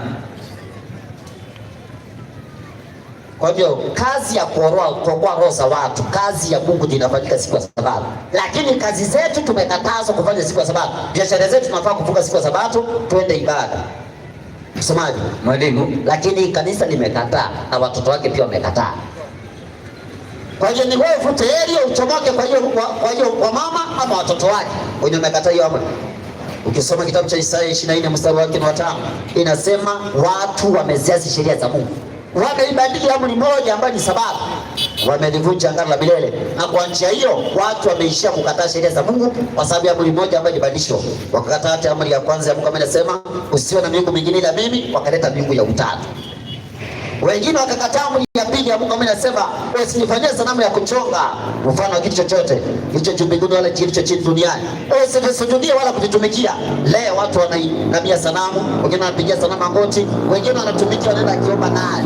Unapata mtu anaenda akiongea kwa barabara peke yake, ati anahesabu rosari, wengine anahesabu tashbihi, anaenda akiongea peke yake. Muulize ni mtume gani alitumia tashbihi ama rosari kuomba naye? Nipatieni andiko kama hiyo. Sanamu, kinyango, alafu unadanganya inakulinda. Unalindwa na kinyango. Kuna tofauti gani ya kwenda kwa mganga ukapewa irisi weka kwa shingo ama weka kwa kiuno? Kuna tofauti gani na wale ambao wanapewa irisi ya kanisa? Tofauti ni kwamba umepewa kanisani, si ndio? Ukafikiria Mungu anakubali irisi, si ndio? Hiyo ni irisi ya kanisa. Hiyo rosari hiyo unatumia kwa hiyo ni irisi ya kanisani hiyo. Ndio unadanganya inakulinda. Unalindwa na Mungu na malaika ama unalindwa na irisi? Unalindwa na rosari ama tashibiki inakulinda. Alafu unaweka hapa mbele ya gari ati hii gari haiwezi kupata ajali. Gari zimepata ajali ikiwa na hiyo kitu hapo mbele. Ni wangapi wamengojeka wakiwa na hiyo kitu kwa shingo? Ni wangapi? Unapewa uganga, uchawi unaweka kwa shingo. Alafu unasema ni nini? Na unanunua na pesa zako. Hakuna. Yesu anjei kubeba kitu kama hiyo makuomba nayo. Hata Maria anjei omba na hiyo kitu. Ati mtu anaenda akitembea salamu Maria umejaa neema. Na hata hiyo maombi ni ya uongo. Wacha niachane nayo. Lakini ni ya uongo hiyo maombi. Ati salamu Maria, Bwana yu nawe. Ati umebarikiwa kuliko wanawake. Kwanza wanaanza na uongo. Salamu Maria umejaa neema. Ni Maria amejaa neema? Hapana. Hiyo ni uongo.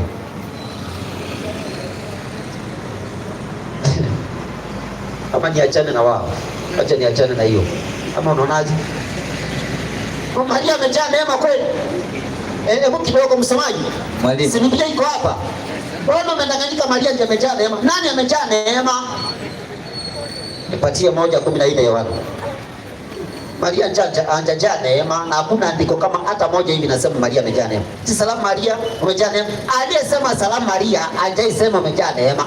Hiyo ni maneno ya watu kuongezea. Soma ndiko. Biblia inasema hivi, Yohana 1:14. naye neno alifanyika mwili akakaa kwetu, ndio, nasi tukauona utukufu wake, ndio, utukufu kama wa mwana pekee atokaye kwa Baba, utukufu kama wa mwana pekee atokaye kwa Baba. Hiyo ni Maria? Hapana, sio, ni Yesu. Yesu Kristo. Twende. Utukufu kama wa mwana pekee atokaye kwa Baba. Twende. Amejaa neema na kweli. Nani amejaa neema? Ni Yesu Kristo. Yesu.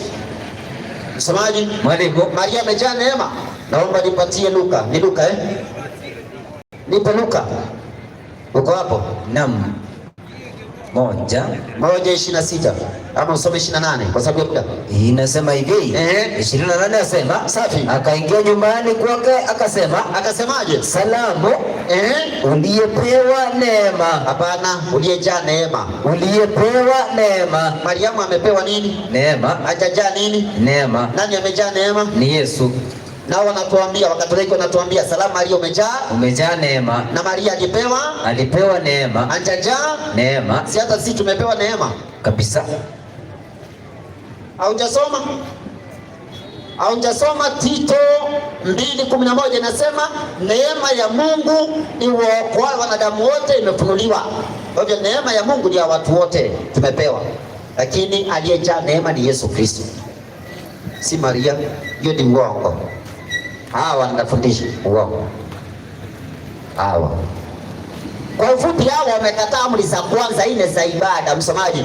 Mwalimu. Amri ya 3 ya ibada inasema usilitaje jina la Bwana Mungu wako bure. Maana Bwana hatamhesabia kuwa na hatia mtu alitaja jina lake bure. Na Marko 7 mstari wake ni wa 6. Maandiko yanasema Isaya alitabiri vema juu yenu ninyi wanafiki. Kama ilivyoandikwa, watu hawa uniheshimu kwa midomo ila mioyo iko mbali nami, nao wananiabudu bure, wakifundisha mafundisho yaliyo maagizo ya wanadamu. Ninyi mwaikataa amri ya Mungu na kuyashika mapokeo yenu. Wale ambao wamekataa amri ya Mungu ya kwanza, ambaye nasema usio na miungu mingine ila mimi, wakaleta miungu ya utatu, ni ya kwamba wanamwabudu Mungu bure na wanamtaja Mungu bure.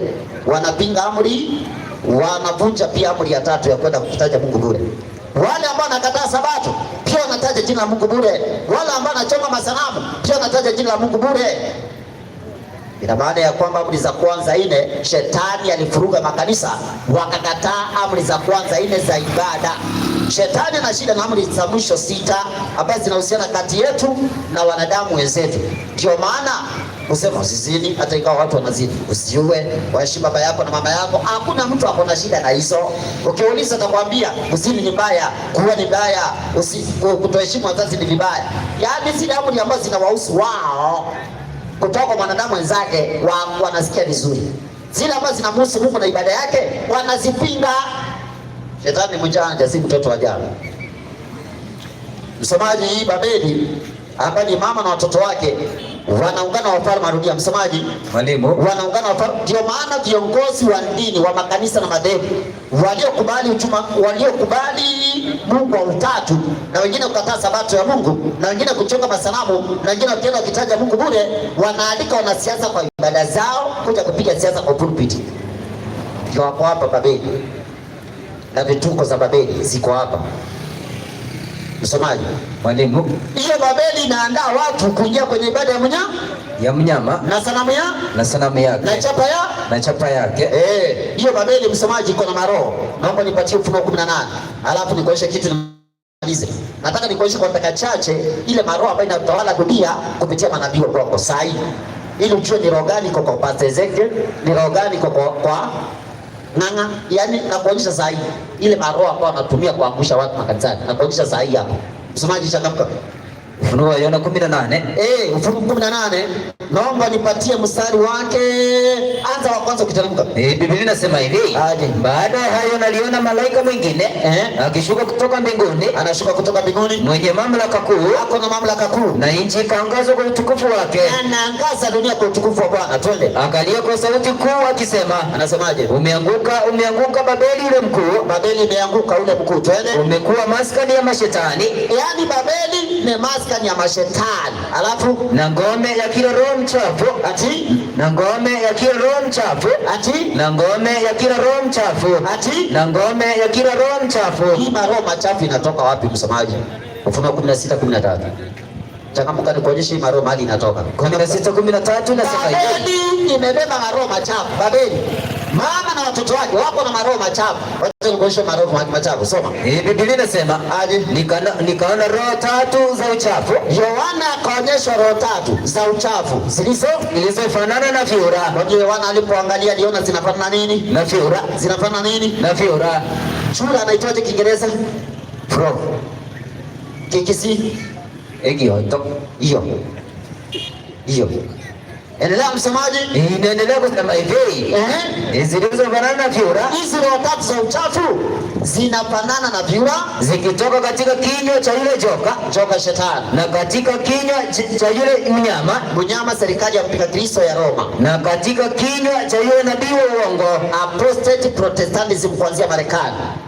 Twende. Hizo ndizo roho za mashetani. Ati hizo ndizo roho za mashetani. Ati hizo ndizo roho za mashetani. Ati hizo ndizo roho za mashetani. Maliza. Zifanyazo ishara. Kumbe zinafanya miujiza kabisa. Kumbe roho za mashetani zinafanya miujiza. Kumbe roho za mashetani zinafanya miujiza. Kumbe roho za mashetani zinafanya miujiza. Unatisha na miujiza. Come expecting miracle. Jo uone muujiza wako. Tukutane kwenye uwanja fulani. Pale Keroka uone vile naponya viwete watatembea, kipofu wataona. Alafu mnajaa huko. Soma andiko msemaji, unatisha na miujiza. Twende. Ninaendelea kusema hivi. Hata manabii wa Mungu wanafanya miujiza. Wanatumia roho tatu za uchafu. Ukitaka kuelewa kama miujiza wanafanya ni ya kweli ama ni ya uongo, unawapima uamini kila kitu.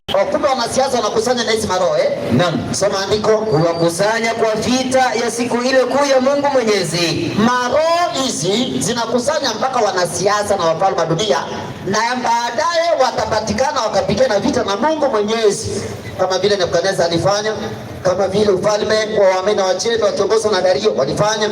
Sikiza, falme zote za dunia huwa zinaishia kupigana na Mungu, na watu wa dini ndio huwa wanafanya watu wa serikali waungane kuweza kupingana na Mungu kwa njia ya kutesa watu wa Mungu. Kwa hivyo hizi maroho zinakusanya hata wafalme wa dunia ili wahusike kutesa watu wa Mungu waliokubali ukweli, na wale ambao wamekataa ukweli watahusika wakitumia serikali za dunia kwa ajili ya kutesa wale ambao wanafuata kweli, watakuwa wanapigana na Mungu. Msomaji, mwalimu, hizi maroho tutazijuaje? Yohana alipoangalia aliona zinafanya nini? Na vyura. Yohana wa kwanza 4:1, changamka msomaji. First John chapter 4 verse 1. Biblia takatifu inasema hivi. Ipe habari. Inasema, twende. Wapenzi, msiamini kila roho. Usikubali kuamini kila roho. Atukisikia mtu akisema tuko na roho, unaamini wewe. Usikuwe mharaka wa kuamini kila roho. Twende. Inasema hivi. Kwa nini? Msiamini kila roho. Kwa nini? Bali zijaribuni hizo roho. Kwanza tusiweke kwa mizani. Ndio maana leo tunataka kujaribu hizi roho. Maandiko yanasema pima hizo roho kwamba zimetokana na Mungu. Kwa nini? Kwa sababu manabii wa uongo wengi wametokea duniani. Ati kwa sababu manabii wa uongo wengi wametokea duniani. Inamaanisha kwamba pia manabii wa uongo ambao wanafanya miujiza wanatumia maroho, wanatumia roho, lakini si roho wa nani? Wa Mungu. Si roho wa nani? Wa Mungu. Tumeambiwa ni roho za mashetani. Zinafanya nini? Na vyura. Na ni roho za uchafu. Hizi roho ambazo zinafanya vyura, ukitaka kuzielewa unaangalia nini? Sema chura. Unaangalia nini? Chura. Sema kikisi. Unaangalia nini? Egioto. Unaangalia nini? Egioto. Umeiona kabisa. Tabia ya kwanza ndio anafanya nini? Chura anaruka. Chura anafanya nini? Anaruka. Chura anafanya nini? Anaruka. Ati chura anafanya nini? Anaruka. Ukiingia kanisa lolote ama mkutano wote wa Injili, Uone wanarukaruka kwa madhabahu, wanarukaruka atomeka crusade, wanarukaruka ati kanisani, wanarukaruka. Ndio hizi tabia. Sasa umekasirika? Tabia za chura ni kurukaruka. Msamaji, nipo Wafalme. Tabia ya kwanza ya chura ni kurukaruka. Ndio hizi tabia hizi. Nipo Wafalme wa kwanza. Uko hapo eh? Naam.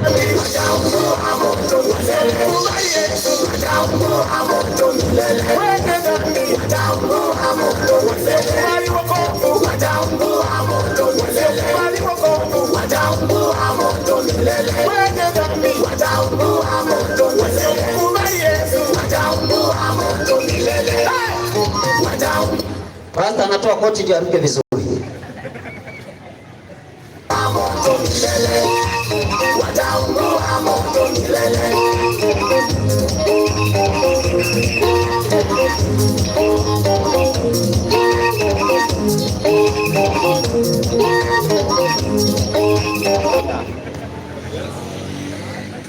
Pastor ndiye anakuwa wa kwanza kuruka. Akifanya hivyo wanajua basi ni kwenda tuendete. Msemaji, mwalimu uko wapi? Wafalme wa kwanza 17. 17 nipatie mstari 25. Unajua, sikiza, mtu ambaye anaitwa Elijah. Unajua Elijah? Leo watu nasikia wengine kijita Elijah sijui wote. Sikiza Elijah bila nifanye. Alipoona watu wameondokea imani. Hebu kwanza soma 17 twende. Inasema hivi, twende. Ikawa Ahabu alipomwona Elia, Ahabu akamwambia, ndio. Je, ni wewe mtaabishaji wa Israeli? Watumishi wa Mungu ambao wanahubiri ukweli huwa wanaonekana kana kwamba watu wanataabisha watu. Kwa hiyo hata Elijah alionekana ndiye anataabisha. Hata sasa hivi kuna watu wanasema, nyinyi mnaingilia makanisa, mnaingilia watu. Unataka tuingilie ng'ombe, si ndio? Ng'ombe zinaendanga ibada.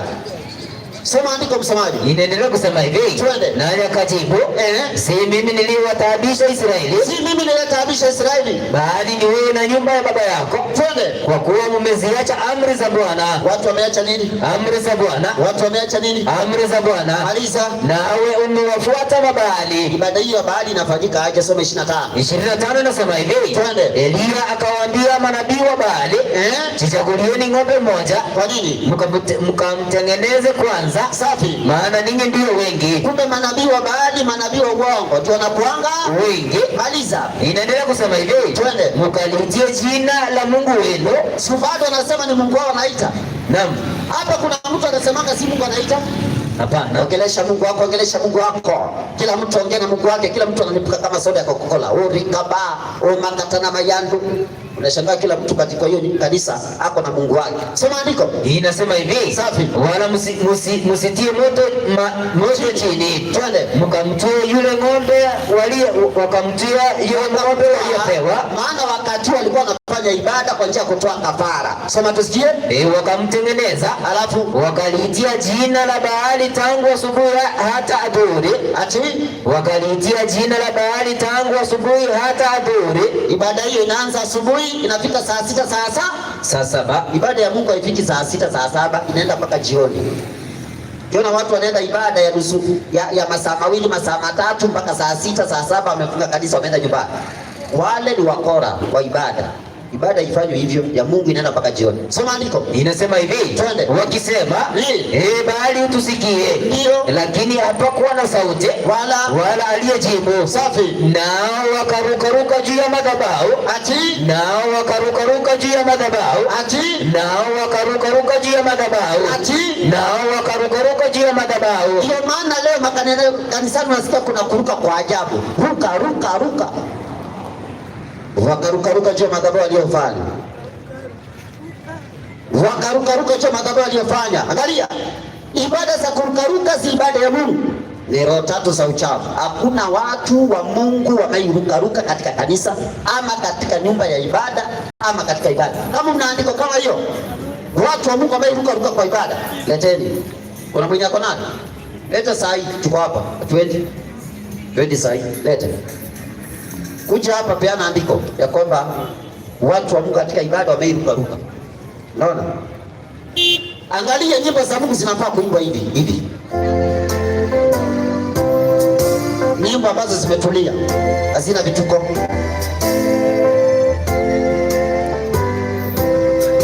Pengine ni saa ya kupambazuka, mishale ya juu haipenyapo giza, kwamba atakuja Yesu mtukufu awapokee wake.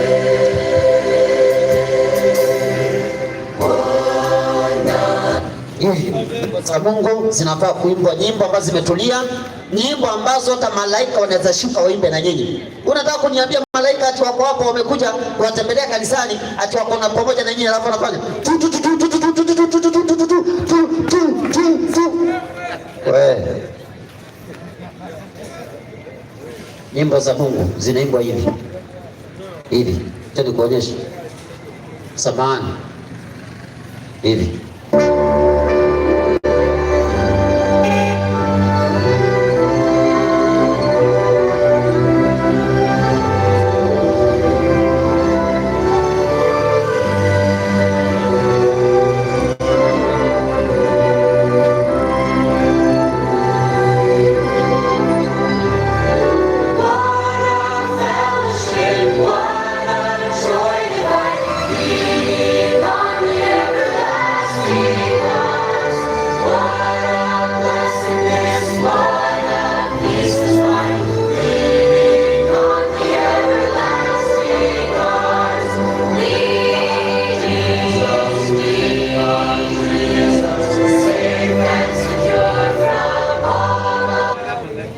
Wimbo hata malaika wanaweza imba na nyinyi hiyo, lakini uniambie malaika ati cheza liko umepigwa radi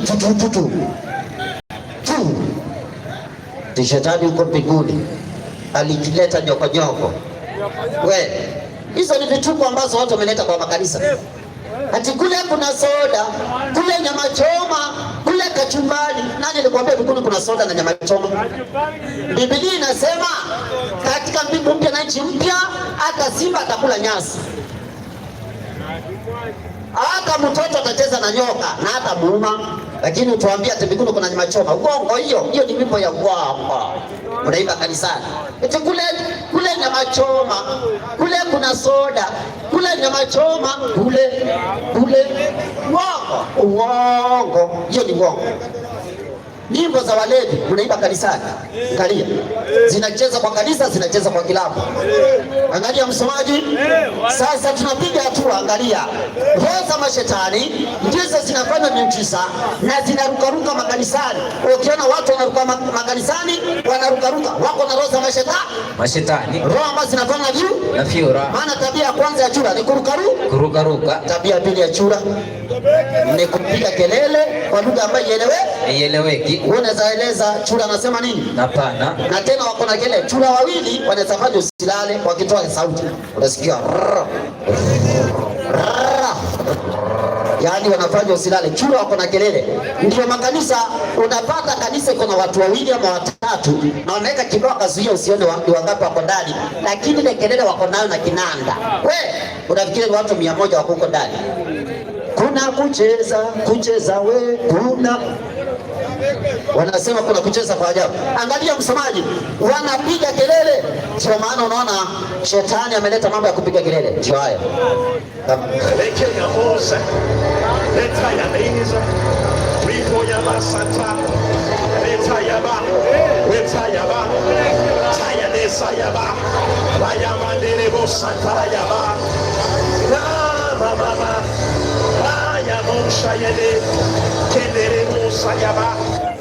Kumbuka tunaangalia maroho za mashetani ambazo zinafanya kazi makanisani leo. Swali mtumishi. Swali. Naam. Katika Biblia tunafaa kuongea kwa lugha ambayo ieleweki. Hata mitume wenyewe waliojazwa Roho Mtakatifu siku ya Pentecost waliongea kwa lugha ambayo ieleweki. Matendo ya Mitume 2. Soma mstari wa 4. Oh, makataya. Oh, sasa unashika hizi ni nini? Lugha zieleweke, hata kiulizo unasema nini hawezi kueleza. Soma andiko. 2:4. Hakuna mtu nabii wala mtume, hata Yesu mwenyewe hakuna hata mmoja aliyeongea kwa lugha isiyoeleweka katika Biblia. Soma andiko.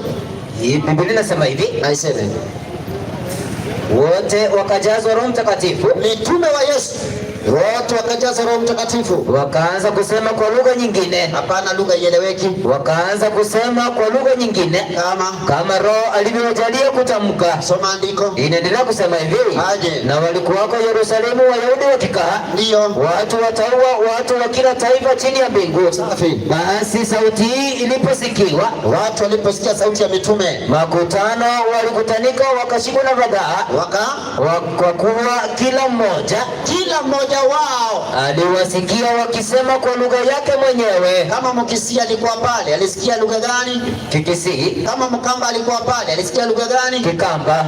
Kama Mjaluo alikuwa pale, alisikia lugha gani? Kijaluo. Maliza. Inaendelea kusema hivi, twende. Wakashangaa wote, wakastaajabu, ndio wakaambiana, tazama, hawa wote wasemao si wa Galilaya? Hao watu ambao walikuwa wanaongea mitume wa Yesu wote walikuwa wanaelewa lugha moja, Kigalilaya, walikuwa ni wa Galilaya. Soma maandiko. Inaendelea kusema hivi, safi. Imekuwaje basi sisi kusikia kila mtu lugha yetu tuliyozaliwa nayo? Kumbe wale walikuja kusikiza mitume, kila mmoja alisikia mitume wakiongea kwa lugha yake aliyozaliwa nayo. Sasa hizi za Kambanaji alizaliwa nazo, ati makata na mayandu, soda, kokola, mandazi, kideri na hizo zingine. Atakata kiliberia na wacha mtu avocado, maana uko na matunda bei. Sasa hiyo ina maana gani kwa mambo ya Mungu? Maandiko, msomaji. Endelea msomaji. Inaendelea kusema hivi, safi. Wabardi na Wamedi walikuwa kule, na Waelami walikuwa kule, na wakao Mesopotamia, watu wa kutoka Mesopotamia walikuwa kule, Uyahudi na Kapadokia, twende, Ponto na Asia, safi, Frigia na Pamfilia, Misri na pande za Libya. Hata watu wa kutoka Misri, Afrika yetu hii, walikuwa wameenda huko. Soma. Karibu na Kirene, twende, na wageni watoka Rumi, wageni wanaotoka Rumi, Wayahudi na Wangofu, twende, Wakirete na Waarabu. Ati Waarabu, hata Waarabu walikuwa huko. Maliza. Tunawasikia hawa wakisema kwa lugha zetu matendo makuu ya Mungu. Kumbe walisikia mitume wakisema kwa lugha zao wenyewe matendo makuu ya Mungu. Hawakuongea kwa lugha ambazo hazieleweki. Wacha kutudanganya ati tunaongea na lugha za malaika ndio watu wasisikie. Uongo.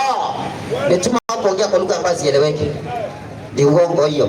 Mitume waliongea kwa lugha ambazo zinaeleweka. Msemaji, Wakorintho wa kwanza. Nikuonyeshe vile tunafaa kuongea. Wakorintho wa kwanza 14. Soma 27 na 28.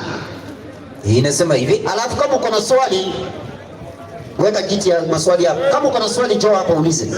Soma andiko. Biblia inasema kwa uchalewa uko soba. Unakuja hapo na kwa sauti unauliza swali. Biblia inasema twende. Kama mtu akinena kwa lugha ndio wanene. Haya, hatutaki walevi ulize maswali tafadhali. Tunataka watu wako soba. Endelea msomaji. Biblia inasema hivi, twende. Kama mtu akinena kwa lugha, wanene wawili au watatu. Si kanisa nzima? Hapana. Ati kama mtu akinena kwa lugha, wanene wawili au watatu, si zaidi. Tena zamu kwa zamu. Wewe. Tafadhali mkutano uko na utaratibu. Sikiza. Mtu ambaye tunataka uliza swali ni mtu ako soba. Tutaki kama wewe si mlevi unaweza kuja uliza swali. Lakini walevi, msomaji, hebu nipatie andiko moja la walevi.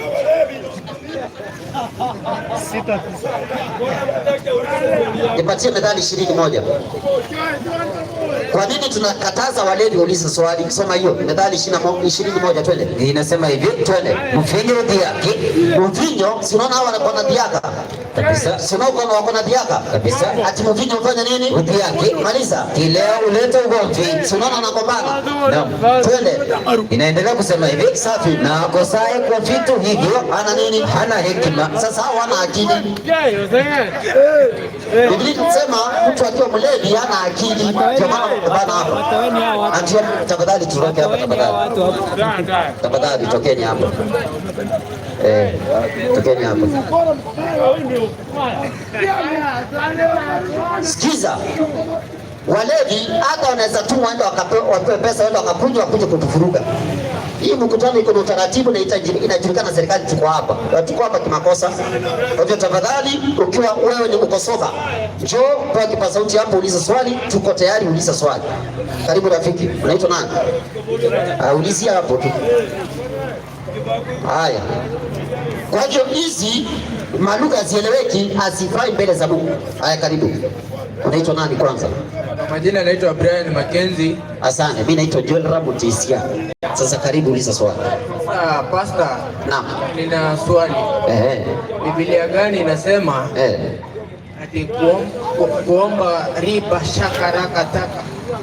Hiyo ni Biblia gani inasema imekataa? Imekataa. Tukiomba hivyo. Ampe huyu. Wakorintho wa kwanza msemaji 14:23. 23. Soma kwanza 23. Inasema hivi, twende. Haya, ikiwa kanisa lote limekusanyika pamoja, safi, na wote wanene kwa lugha.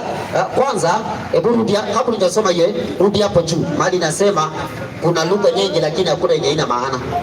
Nataka usome hiyo. 22 nasema hivi, twende. Basi hizi lugha ni ishara. Kuna lugha nyingi lakini hakuna yenye ina maana. Huko kitu. Angalia 20 hapa ama 19 hapa. Tafadhali. Haya. Rudi hapo juu mstari wa 10 na kitu. Sawa, kutulia tafadhali. Haya, endelea msomaji. Umejipata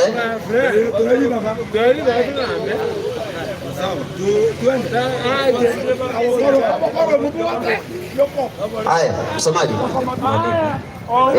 Hiyo Wakorintho wa kwanza hakuna lugha, kuna lugha nyingi lakini hakuna yenye ina maana. Ndio andiko. Ni hapo Wakorintho wa kwanza, watumishi. Kuna sauti nyingi lakini hakuna yenye ina maana. Unaona hiyo? 23 si hiyo.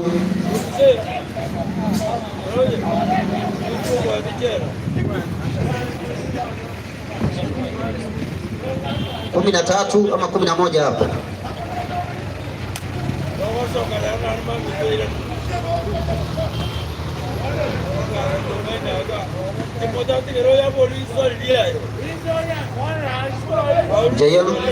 Hebu soma 13 nisikie.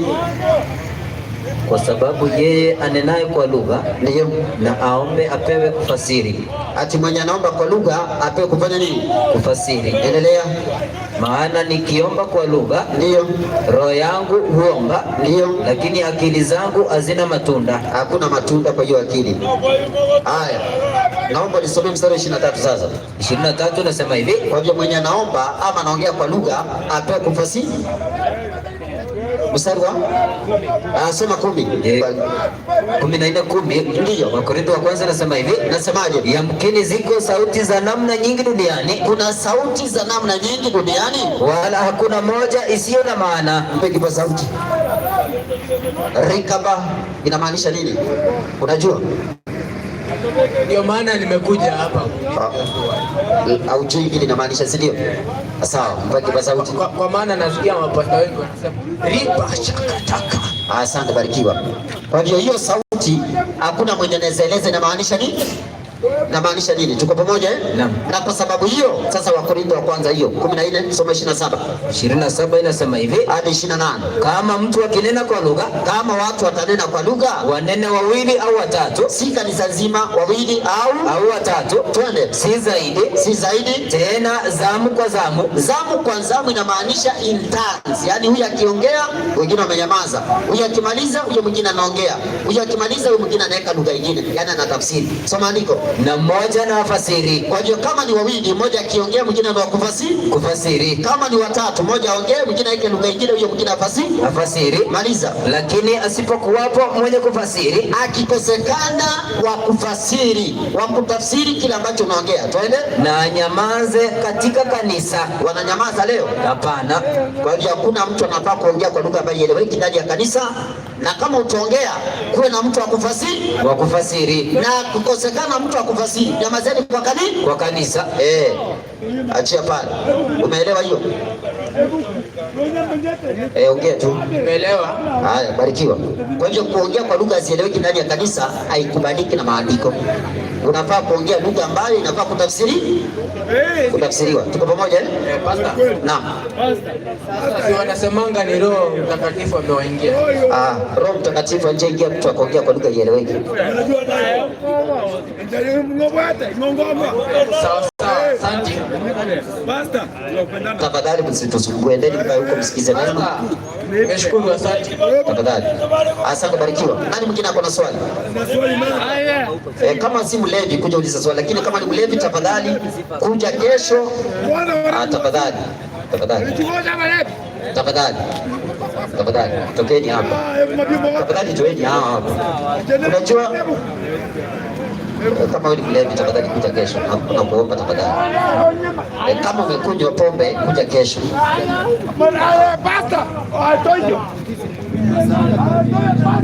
Asante. Sasa sikiza. Tunapenda kumaliza hizi roho za mashetani. Mungu anasema hivi, msemaji, tujihadhari nazo. Naomba nipatie kitabu cha Mathayo tunapoenda kumaliza. Yesu anasema kwenye kitabu ni kile cha ngapi? Mathayo 7:13. Andiko ambayo nasema jihadharini manabii wa uongo. Walevi hatujawakataza kuja kusikiza neno, lakini wasikize wakiwa tulivu, na hatutaki wakuja kufunga mkutano, na hatutaki wauliza swali wakiwa walevi, wakuja kama wakosoma uliza swali. Jambo la pili, walevi tunaweza kuombea Mungu awasaidie waachane na pombe, waache kuharibu pesa zao ambazo wameng'ang'ana kutafuta kwenda kunywa pombe, wanakosa kutunza familia zao. Leo kuna wanawake wanateseka kwa sababu umezao wanaharibu pesa kwa pombe. Leo unakunywa pombe unaharibu pesa, watoto wako wanalala njaa. Mke wako anang'ang'ana kutafutia watoto, wewe pesa zako zote unapeleka kwa pombe. Tafadhali tunaombea pepo ya pombe yaani kwa jina la Yesu itoke. Kwa mtu yeyote ambaye angependa kuachana pombe, hata mimi nilikuwa nakunywa pombe kitambo, lakini wakati nilimlilia Mungu alinisaidia kuacha, na nikaamini ukweli, na ndio maana nahubiri ukweli. Nilikunywa pombe, nilivuta sigara, nilivuta bangi, nilichana miraa, lakini Mungu amenisaidia kuachana navyo, na ninajua kunywa pombe hakufai mbele za Mungu, hakufai. Haya, msomaji. Na mwalimu. Kwa hiyo kile ambacho tunaweza fanya ni kuombea walevi waachane na pombe, Mungu awasaidie watunze familia zao. Wake zao wanaumia, alafu unakunywa pombe unaharibu pesa, unaacha watoto wako wanaumia na mke wako anaumia. Msemaji? Mwalimu, anipe ile andiko. Mathayo 7:15 anasema hivi, twende. Jihadharini na manabii wa uongo. Yesu anasema tujihadhari na manabii wa uongo. Watu wanaowajia wamevaa mavazi ya kondoo. Watu ambao wanatukujia wamevaa mavazi ya kondoo, walakini kwa ndani ni mbwa mwitu wakali. Tujihadhari nao manabii wa uongo. Maandiko yanatuambia hivyo. Kwa hiyo manabii wa uongo wanafanya miujiza wakitumia roho za mashetani, roho za mapepo, na hizo roho zinaangusha watu. Nini kinaangusha watu? Hebu nisome fungu la mwisho nimalize, msomaji. Nini hiki? Kwa nini mchungaji huyu? Kwa nini anaongea kwa lugha zieleweki alafu anaangusha watu? Kwa nini? Angalia Marko 9:17. Kwa nini watu wanaanguka akifanya mkono hivi? Kwa nini?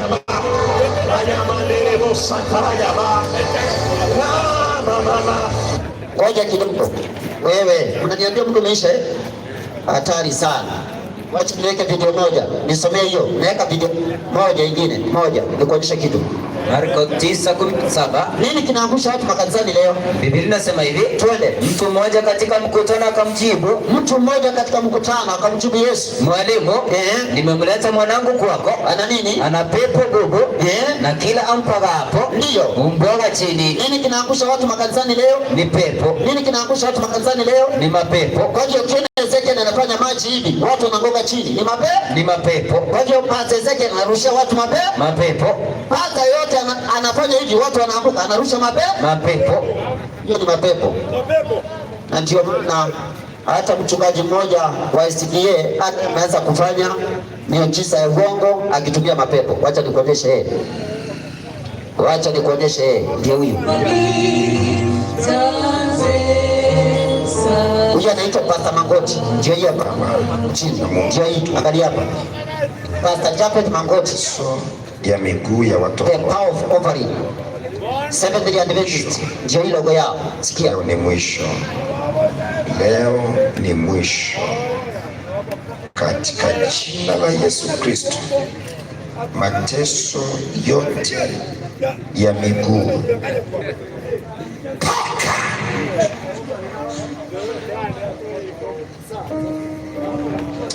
Mateso ya miguu. Niulize hivi, miguu na kufanyia mtu mkono ili aanguke chini, inatoana wapi na wapi?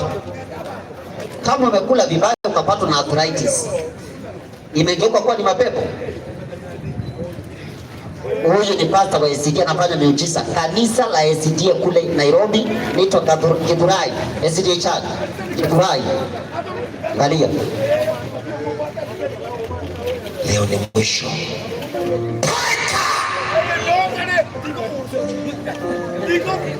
Unaona? Mpaka wamama wamepata kazi, wazee wamepata kazi ya kufanya, kutafuta maleso. Wazee wa kanisa wamepewa kazi ya kutafuta maleso, wafunike wamama maana wanaanguka. Ni roho gani huyu? Hana adabu, anaingia wamama wanaanguka, anaanza kutafuta leso. Hiyo ni roho wa Mungu. Kuna roho wa Mungu huyo. Alafu ili ujue ni muongo huyu, anafanya miujiza uongo. Mwenye ni mgonjwa miguu ni huyu. Huyu ameketi kwa kiti huyu. Ndiye kabisa ni mgonjwa, hawezi kutembea vizuri, anatembea na mkwaju.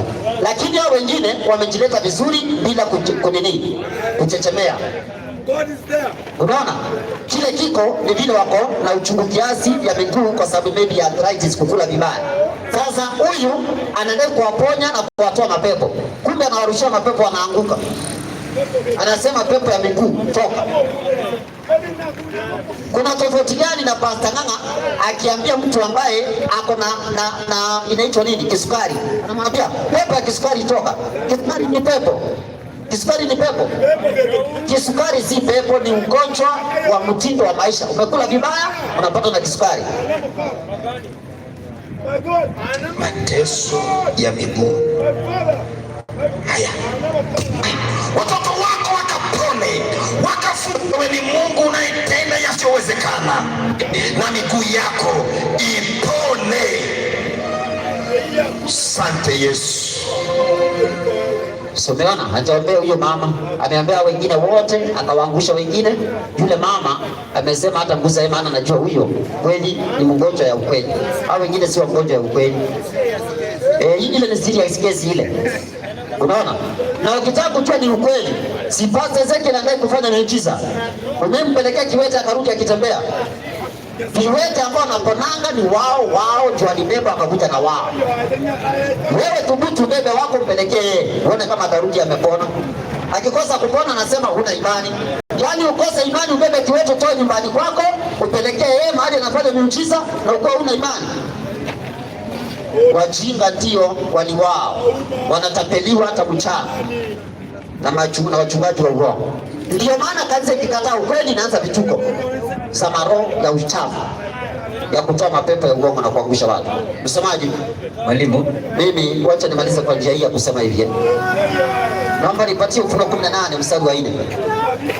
Ufunuo 18 mstari wa 4. Soma andiko msemaji. Biblia inasema hivi, nasemaje? Kisha nikasikia sauti nyingine kutoka mbinguni ikisema. Sauti ya Mungu inaitana kutoka mbinguni, nasemaje? Tokeni kwake enyi watu wangu. Watu wa Mungu wanaitwa watoke Babeli, watoke katika miungano ya Babeli. Watu wa Mungu wanaitwa kutoka Babeli. Maandiko yanasema tokeni kati yao, tokeni kwake enyi watu wangu, tokeni kwake enyi watu wangu. Dini zote zinaungana katika ugongo wa mwisho duniani, na Mungu anaitana za sauti yake, anasema watu wake watoke wapi?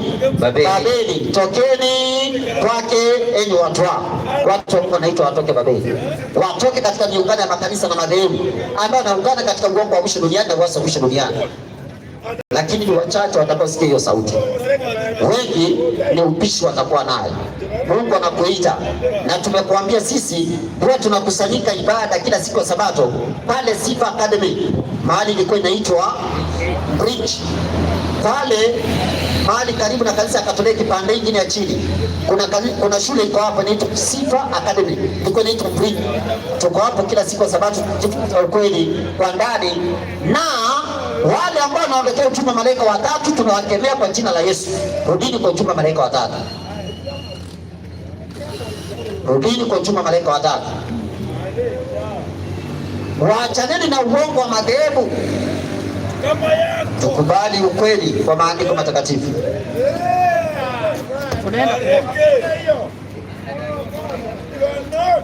Tunataka kuomba wale ambao wangependa tumalize na wao pamoja kwa maombi. Tunaomba watu wa Mungu, hatukulazimishi kuomba, maana hii mkutano si ya kubembeleza watu, ni ya kuambia watu ukweli jinsi ulivyo. Yesu hakupendwa na wanadamu, mitume hakupendwa na wanadamu, manabii wa Mungu hakupendwa na wanadamu. Na hivyo tunapoenda kuomba, usihisi kana kwamba tunakulazimisha. Tunataka kuomba, tunaomba watu wa Mungu ambao nasikia ndani ya moyo wako ya kwamba Mungu nisaidie, ningependa kufuata ukweli na kuelewa ukweli zaidi, basi inamisha kichwa, tunaomba. Ukiwa mwanaume toa kofia, heshimu Mungu wa mbinguni, usiniheshimu mimi. Tunaomba. Baba yetu wa mbinguni, jina lako litukuzwe. Baba, nakushukuru kwa ajili ya neno lako lenye uzima. Shetani ashindwe na malaika zake na maajenti wake. Shetani ametuma mpaka walevi kuja kufuruga mkutano. Naomba uwakemee kwa jina lako Yesu, wasiwe na amani hata katika familia zao mpaka watakapoamini ukweli. Shetani ashindwe na nguvu zake zote zishindwe. Naomba usaidie watu wako, maana wengi wajua wanalolifanya. Hata hawa ambao wanakuja kupiga kelele kwa mkutano kwa sababu ulevi, wasamee kwa sababu hawajui wanalolifanya. Baba, saidia watu wako wanaopenda kweli, wapate kuelewa na kweli zako na wapate kuziamini. Jina lako litukuzwe maishani mwa kila moja anayetamani kweli. Jina lako lihimidiwe zaidi mno. Bwana, bariki kazi ya mikono ya watu wako, endelea kutuandaa kila moja kwa ajili ya ufalme wako na kwa ajili ya uzima wa milele. Asante kwa kila moja ambaye amesikiza ujumbe huu, katika Kristo Yesu Bwana wetu tunaomba na kushukuru. Amina. Amina. Mungu abariki, neema Yesu atoshe. Tunawatakia usiku mwema. Alamsiki, tuonane kesho majaliwa yake Mwenyezi Mungu, kwa neema na kwa mapenzi yake Mwenyezi Mungu. Asante.